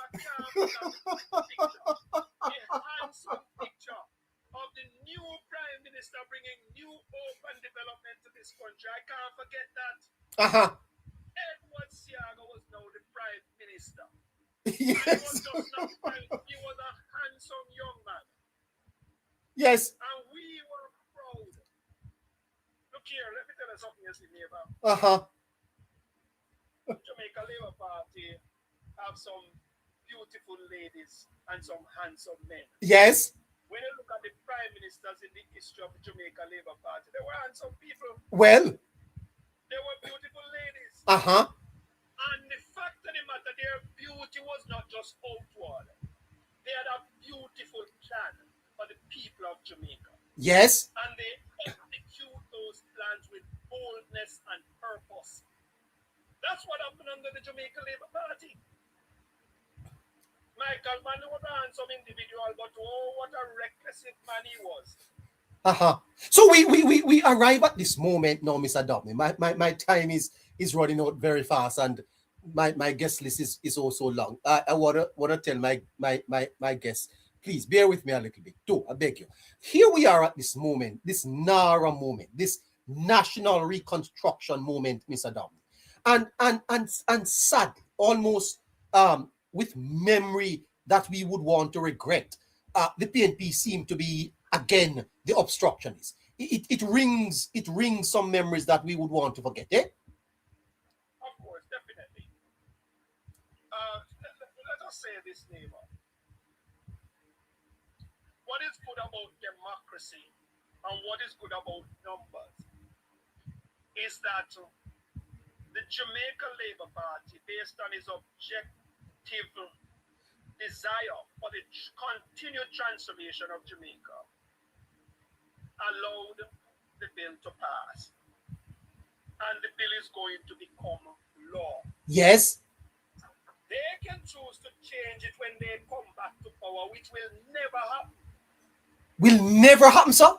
It never happen, never. Hold on. The PNP is not going to return to power ever? Hold on. Not anytime soon. Not anytime soon. In 4 years' time, look here, neighbor, Jamaica has been challenged in varied ways under the leadership at all times of the Jamaica Labour Party. Wow. In 1988, we had Gilbert. Yes. Prior to 88, we had the meltdown of our economy. and we see where FinSAC becomes the order of the day, where people. So that was a crisis for the Jamaica Labour Party. So Yes. Edward Seaga, that was a crisis. In other words, when you have the entrepreneurial spirit of a country being decimated, being killed, being trapped with high interest rates and all the other things of the 70s, in order for that to become, in order for a turnaround to take place, the Jamaica Labour Party had to win the election. The JLP won the election, and what a turnaround under. Remember, nobody knows Edward Seaga as a good finance minister. He knows I'm a bright, Harvard graduate, and all of that. But the proof of the pudding is always going to be in the eating. I can tell anybody that I am bright and I'm articulate and I'm this. But when you get a real life situation to manage, and let that be known, no matter how bright you are, when you get a real life situation to manage, you have to allow practicality and theory to merge itself into action. And that's what life is all about. Seaga knew, based on his brightness and his what you call intermingling with the people, he knew what was necessary to bring about change and indeed positive acknowledgement of his steward, in other words, his abilities. And that is what took Edward Seaga, what gave him the opportunity to give to the Jamaican people what they desired. Jamaica need hope. They need to see transformation. They need to see real life situation happening in such a way that it ignites hope in them. One of the first acts of leadership, neighbor, you must ignite hope into your followers. Yes. You must ignite hope in the Jamaican people. The JLP has consistently done that. So when they ignited hope in the business people that things are going to change, and yes, things change. Sadly, some of them die before that hope came. But it is what you call the realities of life. Some will die in battle and some will survive and be able to tell the tales. Then coming 88, we realized that Hurricane Gilbert came to Jamaica and devastated this country. By December, Jamaicans were enjoying the blessings of transformation under the leadership, the real-time, hands-on leadership of Edward Seaga. That took place.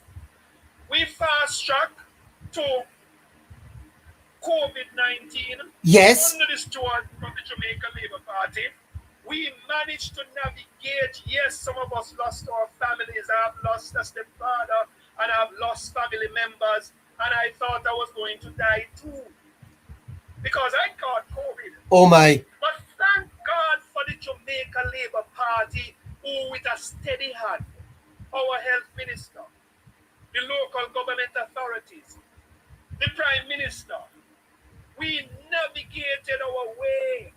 And remember, not one public servant lost any income during COVID under this administration. I cringe in my shoes to think what would have happened if the PNP was in charge. Oh. And so the JLP has a track record of managing Jamaica through crisis, through situations. That is what you call not a ordinary journey for any leadership. And Jamaica navigated its way under the leadership of our current Prime Minister, transformational leader, hands-on leader. In other words, allow us to navigate our way through all of this. Is that enough track record to say to ourselves that under the leadership of Jamaica, the Jamaica Labour Party, Jamaica has remained resilient, proud, and we continue to be seen in the local, regional, and international sphere as a country led by a team JLP that is worthy of every dollar of income that they get as salary. In fact, it's not even enough. They have proven that they are worth their weight in gold. Yes. That's Jamaica Labour Party. And Yeah. I make no apology. And so you think as you close, Mr. Dobney, I must run that wholeness is best positioned to lead this reconstruction. You feel that? Let me tell you something. There's no other at this moment. And let us give value. The only thing can happen, is that anybody come out and Jones must learn from him and do better. And if that person never do better than Andrew Holness, let me tell you something. That's a world leader in the making. Andrew Holness is a world global leader in the making. He's not done with us yet. But I'm going to tell you. Wow. When he's through with Jamaica, which is after the 4th and the 5th term. You think he's going to get a 4th and a 5th term, sir? Look here. We are all neighbor. Write down this date and tell you. Yes, I'm going to write it down. Your program is going to grow from strength to strength and it's going to be around then. Hold on. Let me write down the date, sir. What you say? Today is the what? The 6th of the 5th, 2026. At 8:58, Delroy Dobney. Declare. Hello Neighbor will become a mainstream media under the 6th term of the Jamaican. Wait, why? But that's too long, man. But hold on. That's many years on the road. No.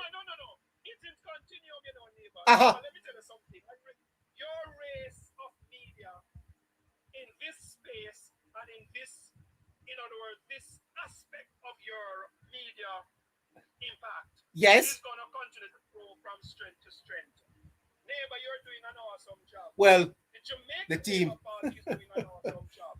Yes. And you are going to be around to tell the tales that I said it on this day. That between now and the 6th term of the Jamaica, remember three term, And let me tell you something. The word, the number 3 is like kryptonite. Crypto.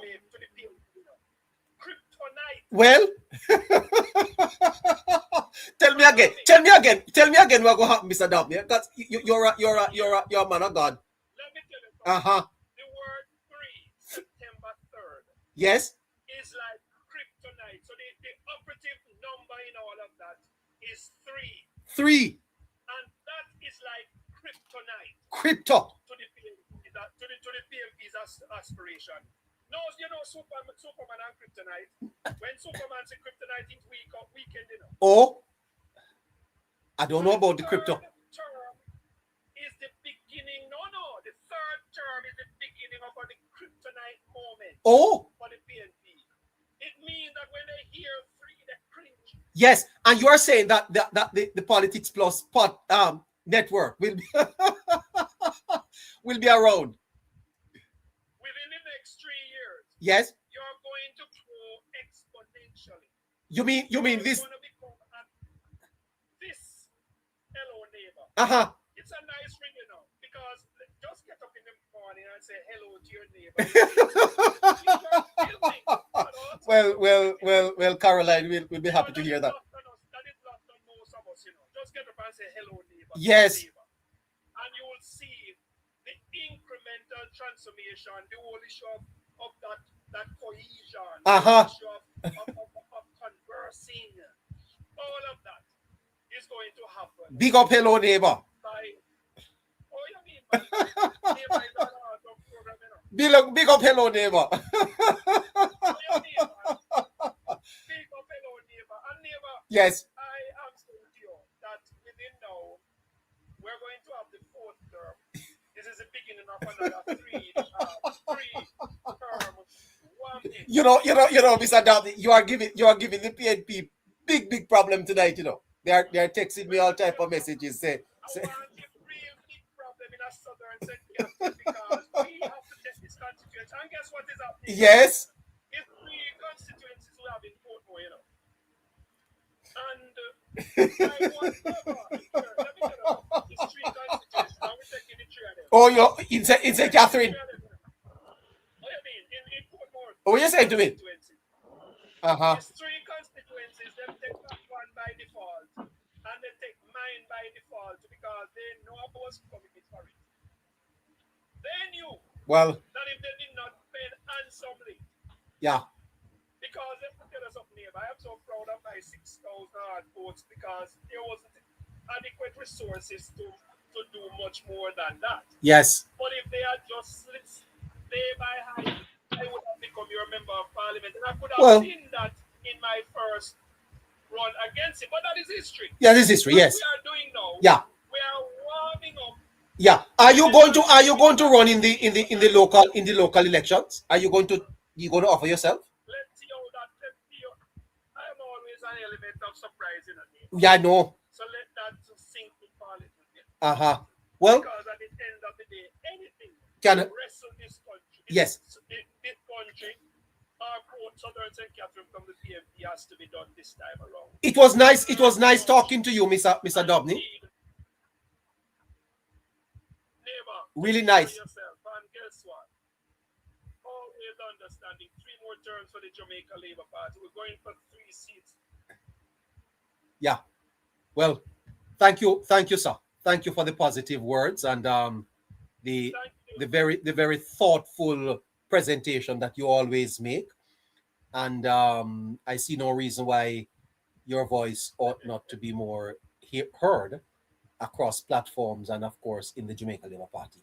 I'm proud of you, sir. Take care of yourself. I'm proud of you too, neighbor. I'm proud of all the listeners who come and give incremental value in support of the JLP stewardship towards Jamaica's development and transformation. And I thank you very much. Big up to my Prime Minister, you know? Yes, ma'am. Big up yourself, Mr. Duff. Well, what a fantastic call that was from Delroy Dobney. He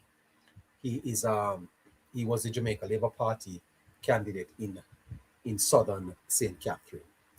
Fantastic. Great talking to you, Mr. Dobney.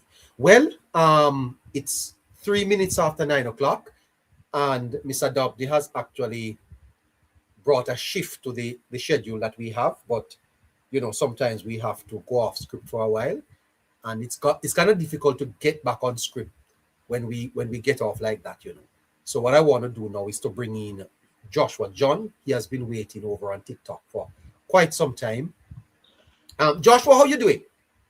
Well, by the grace of God, sir. Good night to you, to the moderators, to the rest of the panel, and to your listeners. Yeah, Joshua. Is there anything in the news today that you want to bring to our attention? Anything new? Well, unfortunately, I didn't get a chance to listen to the news, but I had some prevailing thoughts. Yes. As it relates to the PNP stance on this signal matter in our country's history. Yes. You know, and the position that they have chosen regarding it. And I've come to the position in my mind that the PNP should be judged based on the position they have taken re NaRRA and their track record and posture to national development. Yes.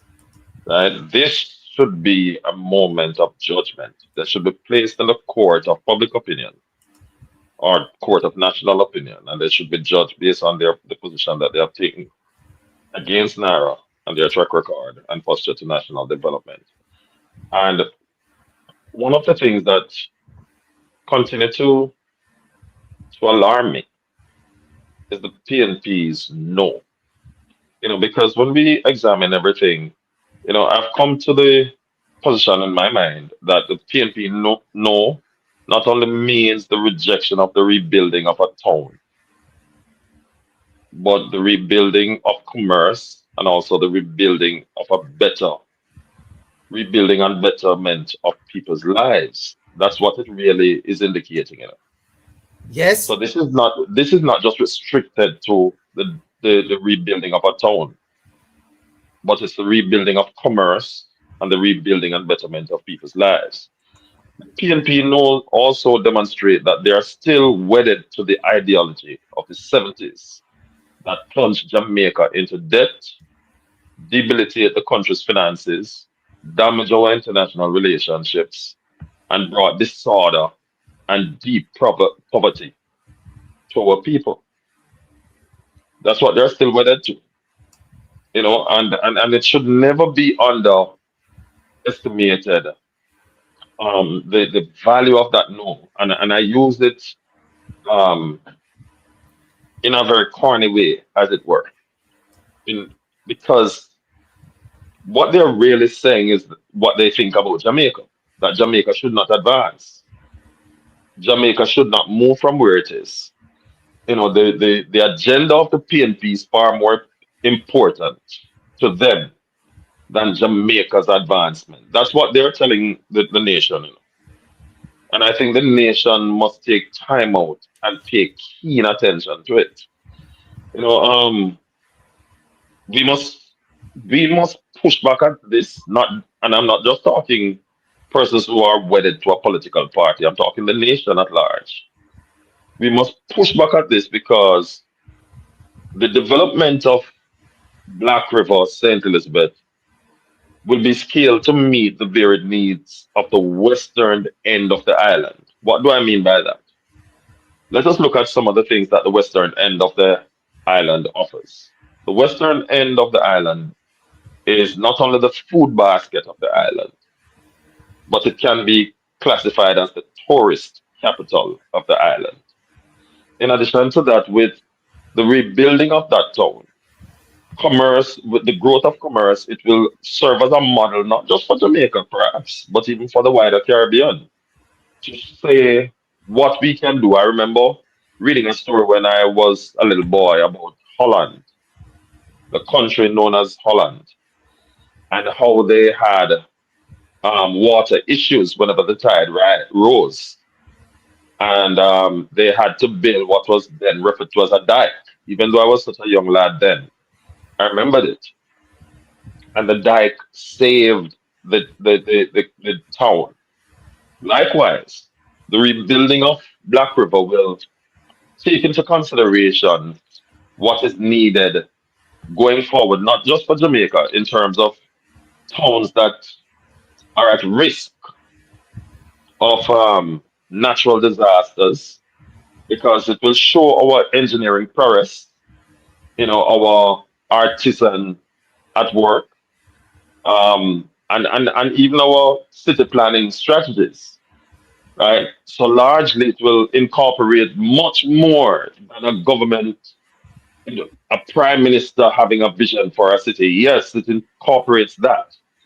But the smaller persons, the little man who wants to make his name, the engineer who either has not yet been known internationally, they may be known to a certain degree locally, but internationally has not stamped their class internationally.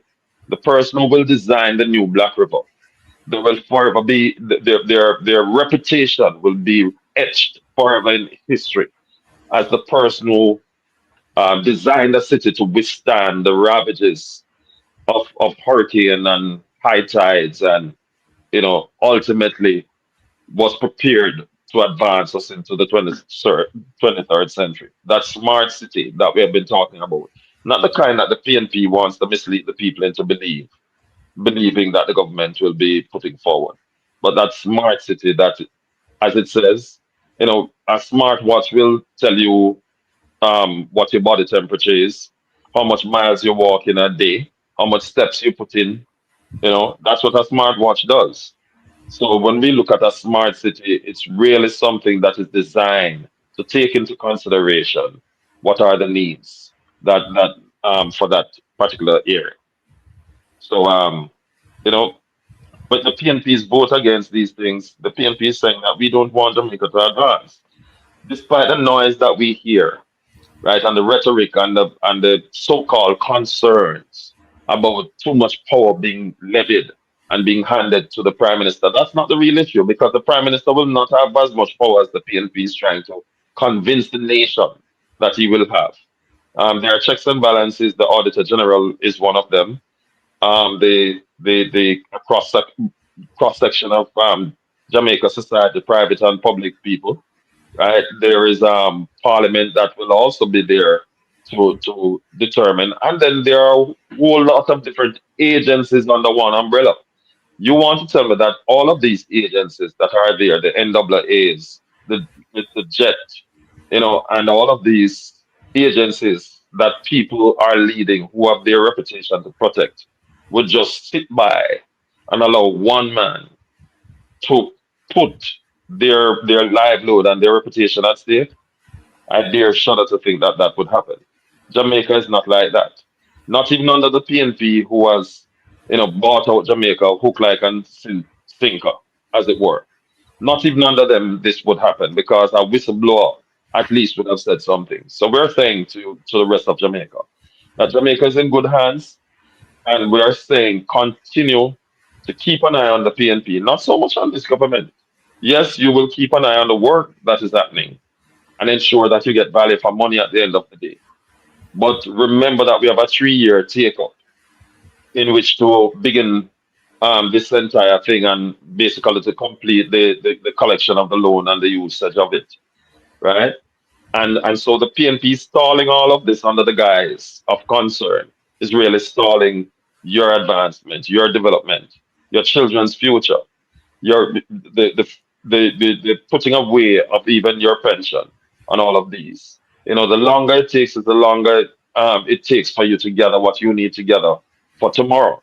Right. So I'm saying to you that these persons whom you took the time out to go to the polls to in the last election to vote them in, whether it be that you were paid or whether it be that you went willingly without any form of monetary input. I am saying you need to hold them responsible. Mr. Dartley said something earlier that there are persons who went from constituency to constituency trying to find a home. Right? That is true. And now that you guys in Westmoreland are feeling the pinch of it, it told you that you made a mistake. Right? And that mistake can be corrected at the polls the next time. Because the mere fact that they are there as your political representative and all they can do is point a finger at the ruling party to say this is what they are not doing. What it says is that they are ill prepared for this job by which you voted them in for, right? And that is why you're now feeling the pinch. For that to be corrected, you have to make the necessary step and take the necessary steps in getting them out. And as Scotchy like to say, for Jamaica to grow, PNP must go. Yeah, And I yield right there.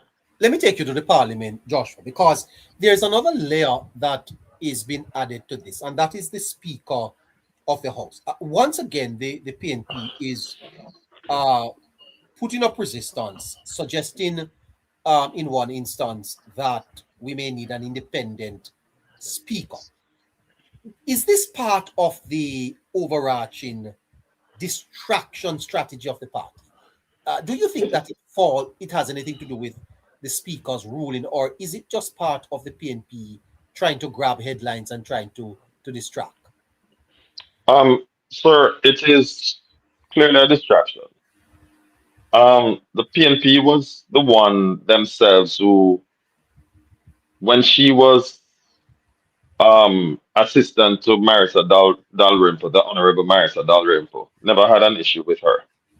And when Marisa Dalrymple resigned, they never registered any objection.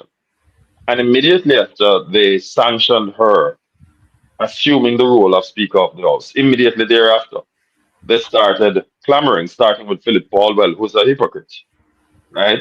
And I don't like to refer to our elected representative this way, but that's true, Yes. right? Philip Paulwell don't know who he is under Mark Golding, right? He has now become scrotumless, he lacks testes, right? And I think it's full time for him to grow up and regrow his testes, right? Because really and truly, she's not a threat to anyone. This is not the first in the history of Jamaica that we have seen persons who are related participate in the democratic process together. We saw Michael Manley being prime minister and his brother was a minister of government, Douglas Manley. Uh-huh. We saw Dean and Michael Peart. Dean Peart was the Speaker of the House, and his brother was I think a minister of government, if not a minister of government, but another elected representative. Yeah, local government, sir. Dini Peart, Minister of Local Government. Right. We also saw the same Angela Brown Burke. While she was Gen Sec for PNP, and part of the ruling party. Her husband at the time was part of local government, right? So this is nothing new, right? This has always existed, right? Yes, at one And we time, have Dr. Phillips and his son sat in the same parliament. right, and don't forget Carlton Davis and Omar Davis. Omar Davis was Minister of Finance. Carlton Davis was Cabinet secretary. cabinet secretary, And right? his, And these their are brothers. all right, and they are brothers. And we must never ever forget that there was never any uproar or concern being expressed either by civil society or the PNP. PNP never saw anything wrong with it. So this is really not about um because the two of them are related. It is really a distraction because they want to paint a picture, a non-existent picture of possible nepotism on the part of the government. Right? This is intended to take away from their own failings and the myriad of corruption that took place under them in opposition. Because it's the only party in the Western Hemisphere that, while in opposition, has racked up more corruption than any other party in the hemisphere. We have never had that history. PNP has um, pillaged the KSMC downtown while being in opposition. They have pillaged the parish council, the Spanish Town Parish Council, the Manchester and the Westmoreland Parish Council. They have pillaged it. UA under their hand has been pillaged by one of their own MP, and yet their leader has done nothing about it. Right? This is robbing the country's purses of valuable resources. And before the opposition leader who claim that he's an integrity czar act decisively, he decides not to, but he spends time trying to distract the nation from these atrocities that took place by them and under him, right? Because they don't have anything to tell the people, in terms of plans going forward for the nation. I would ask Jamaicans, all well thinking Jamaicans, everyone who is listening now and who will listen later, to sit down one day and ask the PNP for a minute. We want you for 1 month to come out and to have a press conference every week and tell us in detail, not just the plans that you have for Jamaica, but how you intend to fund them. I challenge the PNP to do that. Do not focus on your made up corruption allegations that you are trying to put on the government. But we want you to come out and to tell us exactly, should you be government tomorrow, some of the challenges that are there now, how would you deal with them? And in terms of the overall development of Jamaica, how would you, and if not NaRRA, what would you propose and how would you propose to do it and what timeline you have in store? These are some of the questions I would want Jamaicans to ask the PNP. We cannot allow the PNP to continue to have a free ride like they're doing now. Great. The PNP is getting off freely. Yes. Okay. I'm connecting the dots. Good evening, neighbor. Good evening to you, sir. Speak up a little for me. Yeah, I'm speaking up. Can you hear me? Yes, I It can hear you. sounds far. It sounds far, sir. All right. Let me just tell you all your listeners, pleasant good evening. You know, neighbor, Jamaica is a very resilient country. For us to have been battered by a category 5 hurricane for 18.5 years and survive that, we are really resilient. Yes. We're a very resilient country. But I want to move away from that. I want to commend Mr. Dabney. Mr. Dabney, he said he diverted a little bit, but with a very good presentation, very timely. Yes. Especially following on that clip that you played with the Prime Minister in the Parliament. Yes. Yes. The Prime Minister, his Prime Minister, he has been very brilliant. He has developed exponentially over when he just became Prime Minister. He is maturing, he has matured, and he's demonstrating a level of statesman-like character that we have not seen in a long, long time as a leader of this country. But you know something, sir? The People's National Party is in very deep political waters, and they know this. They are aware that they are in deep political waters and drowning, because I joined Mr. Dublin saying that they are not going to see Jamaica host nowhere in the foreseeable future, especially after this country, development of this country under the NaRRA bill. And that is why they are going up so hard against NaRRA, because they know what it is about. They understand what time of day it is, and that the bill is going to bring a lot of development to Jamaica. And those developments are going to be fast-tracked. And so it is going to hurt them big time in the upcoming general election in 2030, 2029, 2030. Another point that I want to speak very briefly about is how they are going after the Speaker of the House. Yes, sir. After they have Your voice has dropped there. after they have pulverized Dr. Owens, beat him up, No, so he's gone down. I don't know what is going on. Can you hear me? Can you hear me now? Can you hear me? Gabby, I hear you better. Go ahead. When the phone is turned up. We're hearing him clear on TikTok. I don't know. Is it okay at YouTube? Shafreen? We're hearing a little better now, Caroline. We still are straining a little on YouTube to hear connecting. All right, what I do hold the phone and Your sound is good on YouTube, neighbor. Right, It's right. You sound much better now. It's just the picture that is frozen. Okay. All right, so leading up to the general election of 2025, the People's National Party launched a vicious attack against the Prime Minister with the help of that public sector place there that I have dubbed the integrity corruption. They pulverized the Prime Minister. They hit him with everything that they could find, including the kitchen sink. And they lost the election anyway, and lost it badly, I dare say. Now, when Mr. Bolin made the assertion that he has improved his seat count from 14 to 20, Yes. and that he had over 400,000 votes, although still losing the election, he was setting the stage to give the impression that he won the election, that he is the Prime Minister. Well, he would probably become rich Prime Minister, but he's not Prime Minister of Jamaica, and you need to understand that.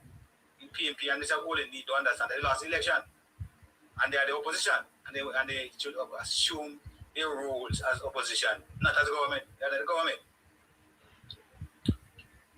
So after what they are trying to do now with the Speaker, they are trying to bring down the Speaker in an attempt to try and bring down the government. But that wouldn't bring down the government, sir. Well, even if the Speaker is replaced. The Speaker resigns. Should the Speaker resign, it could ring the government. How? I can tell you, it could. No, all the party would have to do is to elect another Speaker. Well, I mean the optics maybe, but Look at it this way. The PNP is thinking that way. Because after they went after the Prime Minister unsuccessfully last year, now they are aiming after the Speaker, who is his wife. And that has nothing to do with her relation to the chair. She's a member of Parliament, she's competent, and they are not complaining about her competence. And they are set up spoiled brats. That's who they are. Spoiled children. Understand? Complaining about this. Mrs. Oles is an accountant by profession and an auditor. And we need to understand that auditors are stickler for rules, for procedures and protocols. and she is just there enforcing the rules of Parliament. Why are they afraid of her enforcing the rules? Are they indisciplined? But the PNP are very indisciplined party. They are known for that, even in the way they govern. And so I think that the Speaker should continue to exercise her functions, her roles and functions as a Speaker, because she doesn't do nothing wrong by enforcing the rules. Quite true. They're complaining because she's enforcing the rules. You get me? Yes. In my view, the PNP is fully aware that they can't adapt politically. They know this, and they're refusing to support the NaRRA bill, bringing out 28 groups. I agree that these people are tainted. We saw it coming out of the people who look after the Prime Minister, who's supposed to certify the Prime Minister's as a declaration. We saw that. It's clear. How could you spend our money to employ forensic auditors from overseas, and then you hide the report? You didn't submit the report with your report to the Parliament. It took a court order to release that audit report, which showed that the Prime Minister didn't have 28 bank accounts. He only had 8. It took like the PNP of 28 in our neighbor. They loved the 28. But you must remember that the 28 bank account became 8. And I want to remind them that that 28 civil society group might land them 8 seats in the next election. They might end up with 8 seats. So they better be careful that it's number 28, you know. They better be careful. Because they pulverized the Prime Minister 28 bank account, and they wind up with 28 seats and lost the election. So they started out with 20. Where did they find 28 civil society groups in Jamaica? Well, I didn't know that there were so many either, sir. Can you imagine? But neighbor, the people have to know this side. The people have to become more aware, and especially, I'm speaking especially to those, I've been speaking to them from the election campaign. I realize that number of persons in the middle and upper classes of society have not been participating in the elections. They have not been going to the polls. And they have not been going because they have not been paying attention. If they were paying attention, we would have a higher voter turnout in the last election. Yeah. But the time has come now for them to begin to pay attention, starting from now. You can't wait until the election call before you start to wonder who I must vote for. You must watch your government, watch how and compare how they govern, and look at what they're doing and become participatory. You can't just sit on the fence and don't participate. And then those who participate are those that we saw down in Evo Circle. The 6 and 1 half others are there who will decide your future and your fate, and whether or not who governs the country. So I'm speaking specifically to those persons who have not been going to the poll. Those persons should come out, start to pay attention. It's a good time now to start to pay attention in a new term. We have 4 years plus to go to an election, maybe 4 years, I don't know, because the Prime Minister's called. Right? But by the time the election is to be called, you should be in a position to make an educated and informed decision.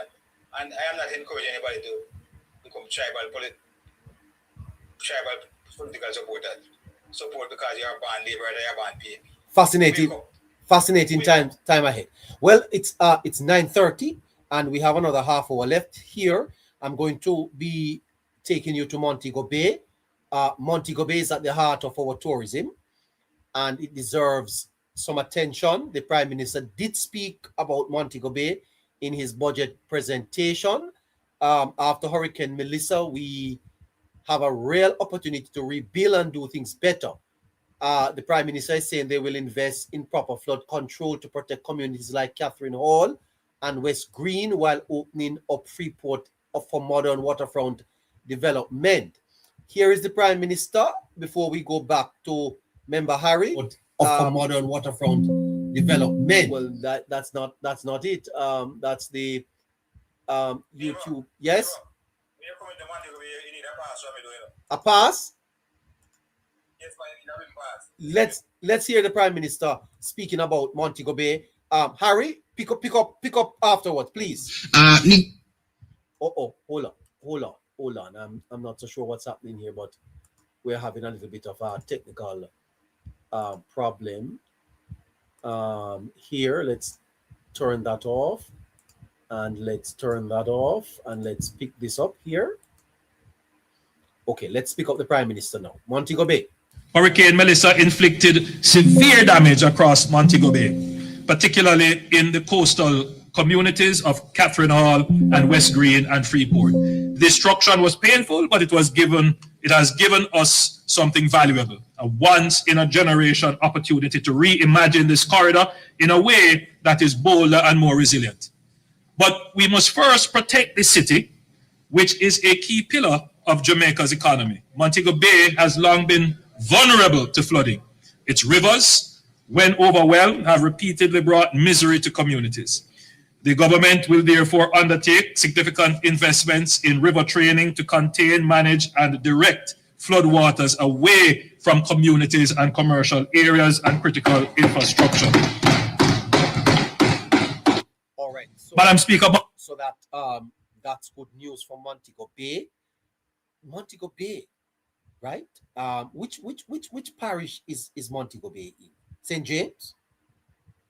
Yes, the parish of St. James, and the members of Parliament in St. James. I think the Jamaica Labour Party has 3 constituencies in St. James, and the PNP 1. I think Southern St. James, Nikisha Birchall. She voted no. No, 4 by 1. 4. Yes, they have Hero Clark. That is correct. All right. So Montego Bay is going to be getting some attention in this year's budget. The Prime Minister speaking from resilience to resurgence. Let's listen a little bit more to what the Prime Minister had to say about Montego Bay. Relocate the BPO and light industrial activities in the free zone to new purpose-built facilities along the Montego Bay Perimeter Road, catalyzing vibrant economic activity along the emerging corridor while providing modern, world-class, purpose-designed spaces. The thinking and the beauty of this strategy is that this will free up prime waterfront lands on the Freeport Peninsula for their highest and best use. We envision a landmark mixed-use development, commercial, retail, and premium residential seamlessly woven into the urban fabric of the city. Comparable in ambition and elegance to the celebrated Brickell waterfront in Miami.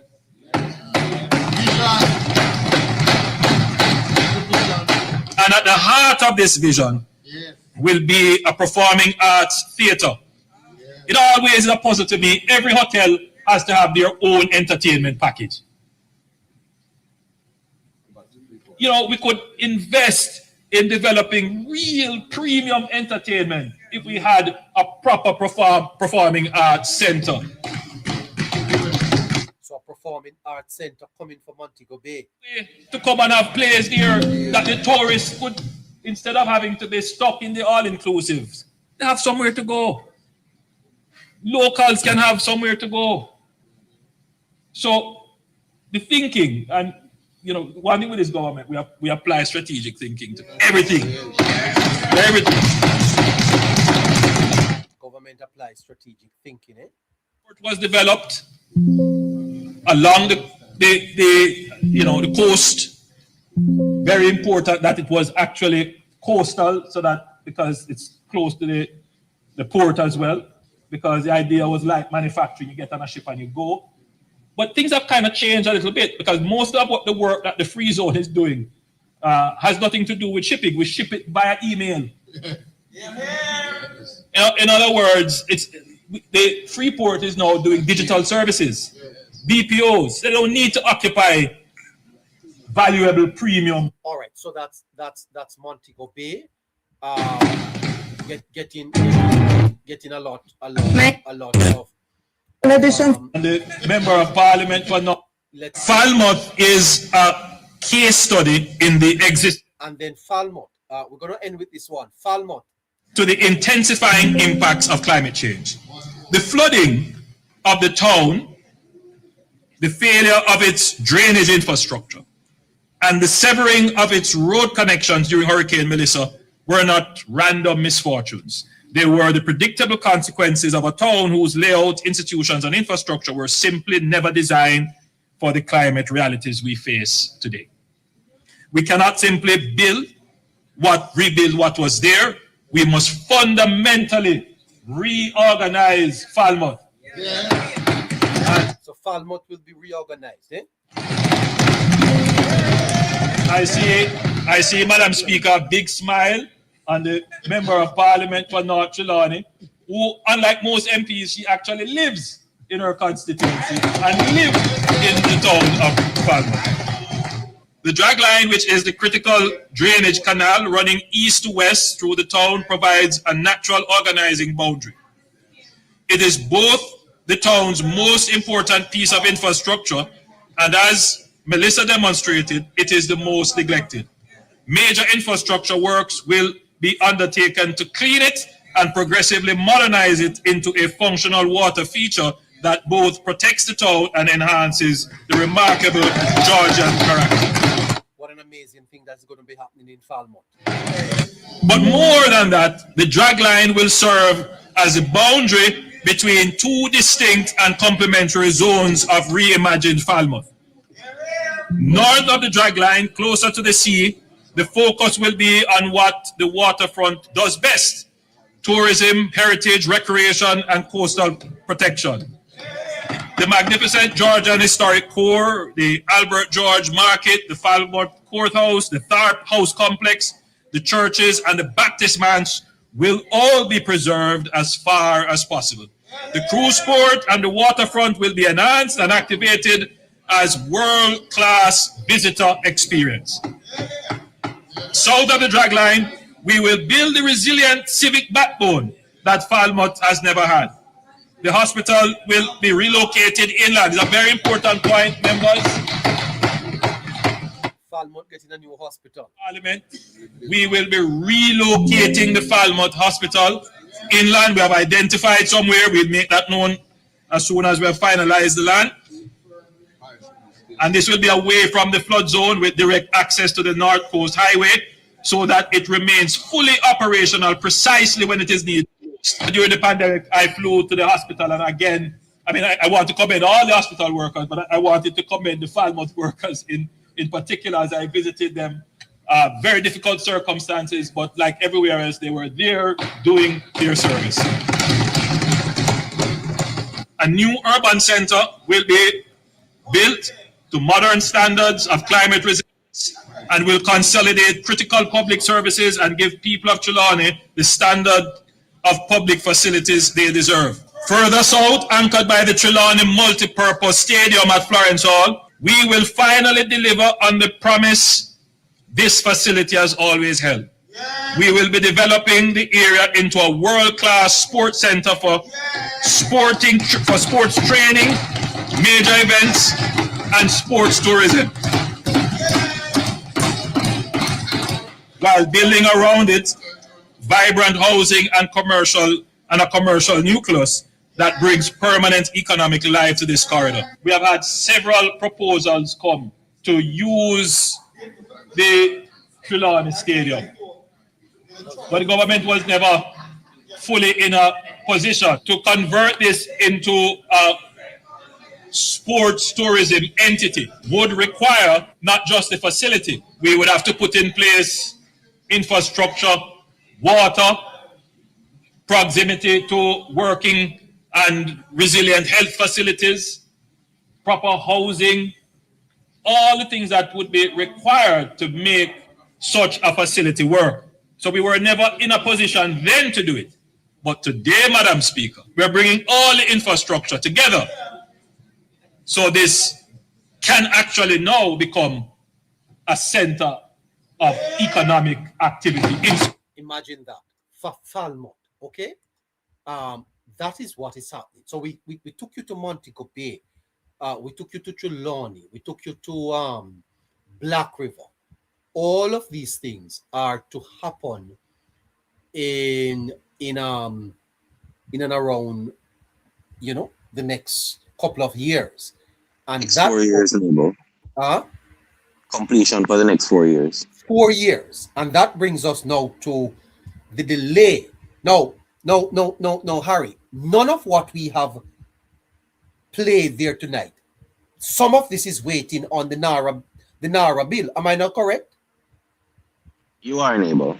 You are. Because the investments to do these things is what requires the machinery, and that machinery is NaRRA to fast track a lot of this development and to crowding, as the Prime Minister puts it, different investments together, different projects rather together. Some that individually may take the entire 4 year to get approval before Right. anything can be constructed. Right. And so therefore, Harry, if NaRRA is delayed, then what you're talking about is all of these breakthrough projects, these developmental projects, pushed further back. And pushing these projects further back, Harry, is pushing back the growth and the development of the economy that the people are so desperately waiting for. You see why then it is so important that we get on with it. With ease, neighbor, it is one, and I can give people a timeline because you see that multi-purpose stadium by Montego Bay before it was built for the Cricket World Cup, right? I remember in around grade 6 thereabout, there was a discussion regarding, the potential project of Jamaica taking advantage of the warmer climate when it comes down to sports, those Yes. off seasons for the basketball players and so on, who wants to train in off season, but they can't get that weather that they'd want. And the cost for it as well is rather high. But Jamaica being so close provides an alternative for them to do so, and also to develop our very industry when it comes down to sports tourism. And it's a few $100 million we can get per year in a neighbor. That is the magnitude of it if it develops in the right way. Instead, we had the multi-purpose stadium down there with goats a feed off on the field, right? No lights. The building pretty much deteriorating for one of the newest building built in Jamaica. We refer to it when we were doing our tourism projects, neighbor, as the white elephant in Jamaica, right? The one that sits there and does nothing. And what people don't understand is we hear the Prime Minister refer to, Montego Bay, to the Brickell Bay in Miami. I want to bring them closer because we've been speaking about Singapore. Singapore has the equivalent called the Marina Bay, right? With that panoramic scenic view meshed with tourism and urban development living together in an entire ecosystem that drives growth, comfort, and high-class living.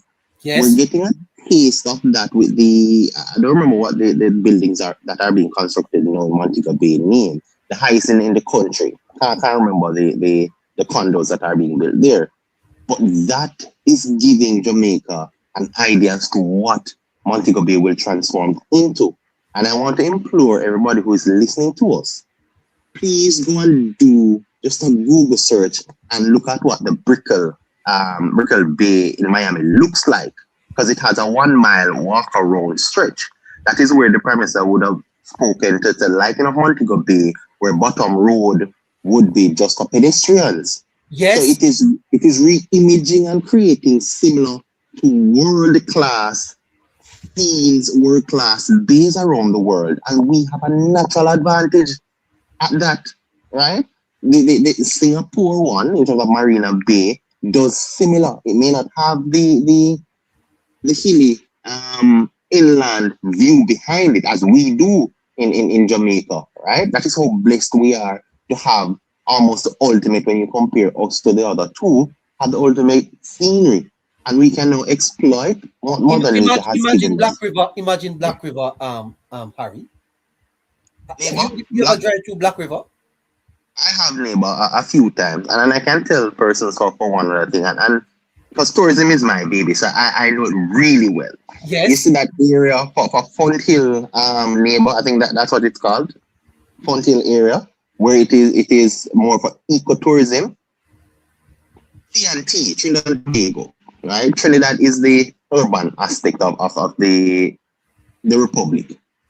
Tobago here is investing up to $9 billion in their ecotourism area, right? Because they drive it.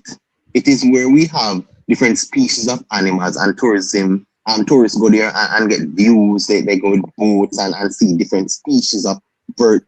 Jamaica have some indigenous species that persons, locals, because I'm not speaking of foreigners, the local people who are living within this ecosystem can now use that same ecosystem to make a living, to do it in a way that is sustainable development, to show show to the world what Jamaica has, hidden, unlock potential of that wildlife sanctuary, and it will be one that will be protected heavily, so people don't. I don't want people to think that it's just going to be you open it and exploit and it runs down, but it unlocks a different type of product for Jamaica, specifically that is unique to that area, because the ecosystem that is there, neighbor, you can't find in Portland, and vice versa. So it is helping us to diversify the local people type of living and earning capacity without interrupting their actual lives, right? It drives people in a different way. So it unlocks new potential, new resources, new financial funding to improve the lives of those who lives within these ecosystems, right? And there's no joke as to what this can do. So people need to understand that these things aren't fast track. And some of these things are studies that I would have done. And these are over 10, 15 years ago. So look at what procurement and lack in terms of speed has cost. I am now a big man. And I was looking into these things as a boy. Yes. And it shows you how you slow down an entire generation. Can you imagine those who are living within that area, neighbor? Yes. Who can never ever understand that and see what we would have seen when we're speaking about packaging and imaging a country that has been blessed, right? Blessed with natural resources that can help its very people that are there.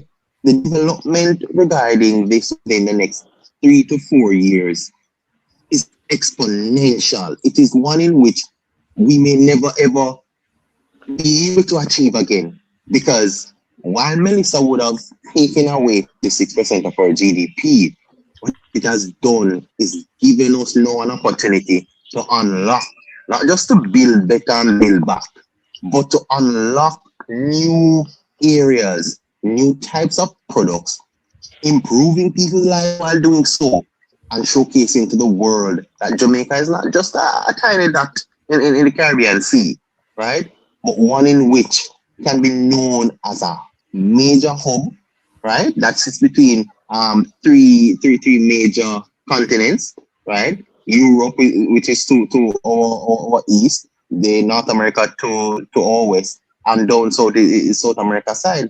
We are naturally blessed at that, and because of slow process and being unable to carry out these plans, we have been left pretty much on life support when it comes on to looking at these things. And it is disheartening, neighbor, to know that a vote no can hurt a nation without the nation even truly understanding how and why they're being hurt. A no from the opposition that can kill the re-imaging and the rebranding of a nation, of a country. A vote no that kills the very dreams of people. That is the only thing that they know, right? I know a lot of people would have passed on who had so much, great things and plans for Jamaica, but because of what, our procurement and our processes and lack of idea as well, has caused us not to bring to fruition. And I think the opposition need to look within themselves, and specifically those who have voted for them, to understand what their vote of no, having not consulted you, who's living there, right? What that no means on your life. And these are the things it means. All right. So on the 14th of April, having made his budget presentation in March, the Prime Minister went to Parliament and launched NaRRA. Here is the Prime Minister as he opened as he was tabling the NaRRA bill. Reconstruction and Resilience Authority Bill. I rise to address this Honourable House on the tabling and commencement of debate on the National Reconstruction and Resilience Authority Bill 2026. And this bill is one of the most consequential pieces of legislation that this Parliament has been asked to consider in the modern era of Jamaica's development. Think about I rise. Think about that. The Prime Minister is saying that the NaRRA bill is the most consequential in Jamaica's political history. And the PNP says no. I mean, if it is the most consequential, how do you say no? Let's listen again. To address this Honourable House on the tabling and commencement of debate on the National Reconstruction and Resilience Authority Bill 2026. And this bill is one of the most consequential pieces of legislation that this Parliament has been asked to consider in the modern era of Jamaica's development. Jamaica has long been described as a country of... So it is the most consequential piece of legislation that the Parliament has been asked to consider. And on that most consequential piece of legislation, the PNP says no. Something is wrong with that, because if it is the most consequential, that is in the Prime Minister's view, not in the PNP's view. The PNP don't think so. Joshua? Yes, sir. If it is the most consequential piece of legislation that the Parliament has been asked to consider, how does the PNP say no to it? Because the PNP doesn't care about Jamaica. PNP cares about power. And maybe that is the easy answer, Joshua. But bearing in mind what the Prime Minister said, if the bill is of this moment, why would it be so controversial and to the point where almost after 1 o'clock, they stay up debating it to see the importance of it? But at the end of the day, the PNP said, no, we're not voting for it. Neighbor, I heard you a while ago when you said that's the easy answer. It's not an easy answer for me to give. It's just the reality of what exists. The PNP has demonstrated through Jamaica's history that PNP's ascension to power is always more important than the benefits to the nation. Bobby Pickersgill once said that we believe that it is best that the PNP lead the country. Damon Crawford has echoed the very same thing. And so we must never underestimate the PNP's thirst for power. And know that they're desperate and hungry. Right? Yes, you have some billionaires among them. You have the Philip Paulwell who, it is alleged that due to Petrojam, he has more money than he can count now. Right? Those barrels of oil, it is alleged that he benefited greatly from the missing oil barrels. Mark Golding, without alleging, through Finsack and Peter Bunting. But and there are others there who have serious money. But It is not an allegation about what the PNP's intention is. The PNP's focus has always been power. Always. Right? We see one member of the People's National Party, the former finance minister, David Core under Michael Manley, running off with the NIR money, the Net International Reserve. It shows you. Mark Golding, just before Melissa, the first thing he started asking for was $50 million. Right after Melissa. Right? So PNP doesn't care about Jamaica. It's not a joke.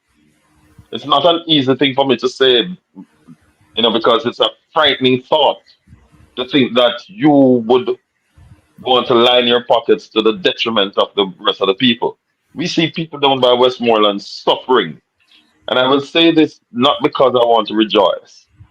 And we see Dayton Campbell, Zuleika, Jess, and the other PNP people down there, instead of them, and Dwayne Vaz, instead of them trying to help the people to recover from this devastation, they are more interested in what they can get for themselves and pointing finger at the government. The government, having approached the multilateral agencies, well, didn't approach them, but created the NaRRA bill, right? By which the multilateral were so impressed with it. They thought that they offered to lend us money, right? Because they were impressed by it. These are agencies that have always looked after the finances of other countries, or at least oversees how other countries manage their finances and give their opinions on it and give loans to these countries. And they were so impressed with the NaRRA bill with a take up of at least 3 years. And the PNP, for the sake of power, is standing in the way of the people. Right? So when you ask that question and I respond this way, it is not intended to be political. It is intended to be a stated truth.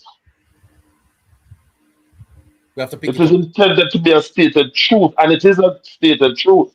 Notice I didn't use the word fact, because facts can be contested. Truth always stands. Quite true. Quite true. We have You to know, I, continue I, this conversation tomorrow, Joshua. I want to say something quickly as we go, neighbor, Yes. please. The PNP going after Mrs. Fullness is a clear strategy on their part, not only for politicizing all of this, but because, again, what we mentioned about their thirst for power. We must never forget when Mr. Warmington was in charge of works, they went after him.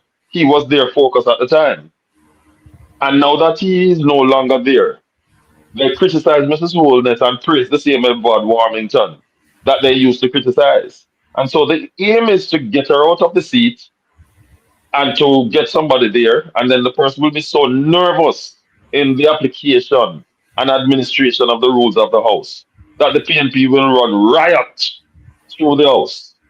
And then, in addition to that, if the person is incompetent, then they get to storm, you know, through everything and push through everything that they want to push through, and call things that are not, what they call it, lots of interruption. I forget the term right now. They will have a lot of interruptions The deliberately. point of orders, Joshua. Point of order. Thank you, sir. So instead of making point of orders, what they will be doing is a lot of interruptions purposely to detract from the business of the nation. That is what the PNP wants to do. And we should never become distracted. Again, I said that the PNP should be judged in the court of public opinion. I've said it before, right? They should be judged based on their position as it relates to this NaRRA bill. And I mean it. I'm appealing to the nation. Judge them. Because the PNP does not want to see Jamaica advance. The PNP is only interested in power. That is why they're going around telling lies on the Prime Minister and not doing their job. Because the reason you elected your political representative is to serve you, to ensure that they stand on your behalf, not just to criticize the other side. Because if that was the case, then they shouldn't have been elected. Their job is to do the job of the people, and they have received money from this government to do it. And you need to hold them accountable. And I yield right there tonight, sir. Thank you so much. We'll pick that up tomorrow. I'm connecting the dots. I can give you 1 minute. And Caroline is gone, so I won't stay much longer. We have had a very good night. Yes, sir. The final thought that I would like to put in is to say to our people, support the government that is. I have said to persons in a neighbor that if Dr. Andrew Michael Holness was a PNP Prime Minister, he would have my support. Yes. He would have my support. And if he's doing what he's doing for Jamaica, and building Jamaica, I would support Dr. Holness as a PNP Prime Minister. Have a good night. Thank you for having me. We'll talk again tomorrow. Absolutely. Fantastic. Well, Harry. It's member neighbor. Member Harry, you have the floor of the house now. Let's bring it home.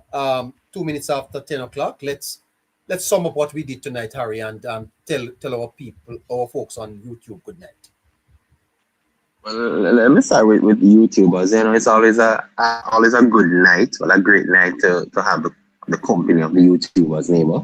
It's a growing number as well, so that's also looking fantastic.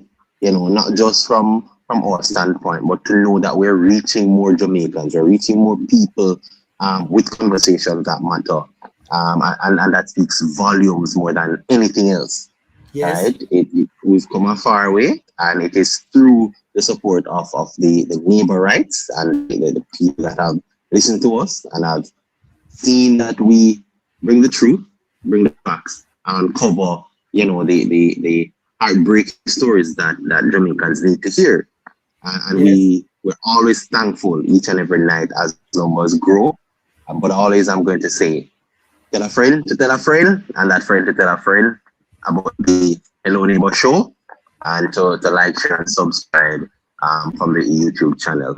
You know, for tonight, neighbor, we took, you know, Jamaicans from the diaspora and locally on the journey of the mapping that the Prime Minister laid out in his budget speech.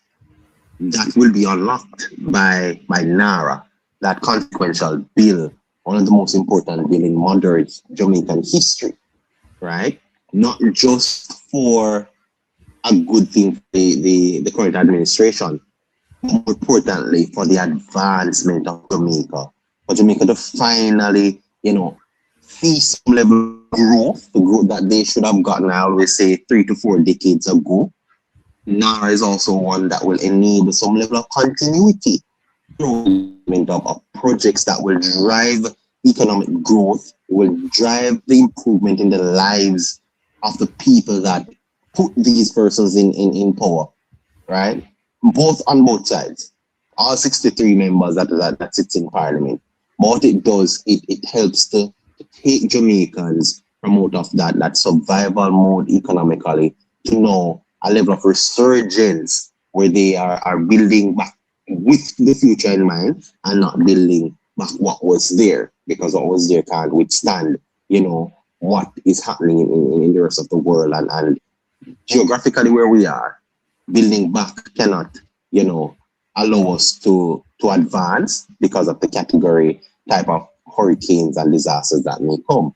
And what it shows is that NaRRA can fast track that for us, for the people of Jamaica, especially in those 5 parishes that were significantly, they significantly took a hit, right? Which totaled to 56% of our GDP. And NaRRA helps us to bring back that in a shorter time frame, but also to do it in a better way, in a sustainable way, in a way that is beyond resilience. Just being resilient is not enough, but building towards a future where we have a level of stability. The standard has been risen, and NaRRA can help us to achieve those standards. And we've taken the people directly around those 5 parishes so they can have a better understanding as to what the yes for NaRRA means and what the no also means. What the yes puts forward and what the no holds back. And I think people are now When they do watch back the footage of this neighbor on YouTube that will be uploaded in an hour or so, they can stop it, they can reflect on what is said, they can envision, you know, what the images of different cities and towns will look like, and also imagine what the lives of people will look like. And that's what the PNP is voting no to. And that is what they, not even voting no to, that is what they're standing in the way of. Right?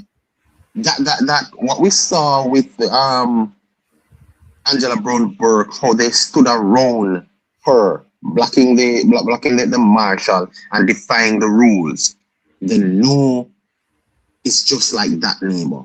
It is standing up against the very people that voted for them and the very development of Jamaica that ought to be achieved in a shorter time frame. Because let's not forget, neighbor, these things have to be done, because we don't know if we're going to get another Melissa coming another year, another few months, another 3 years, and we have to get this done now.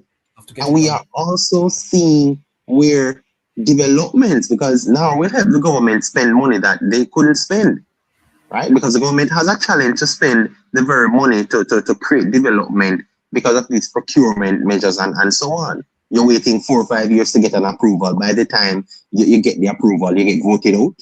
So there's no continuity. That project gets thrown to the back end, or that project now has a new cost. And NaRRA is helping us with all of that. And I just hope the people of Jamaica who have listened to us tonight understand the magnitude and why we're stressing what it means, what this consequential bill means to Jamaica, and how it will move us forward. Fantastic. Well, listeners, we will continue this tomorrow, intersperse into the various other news items that we will have to cover.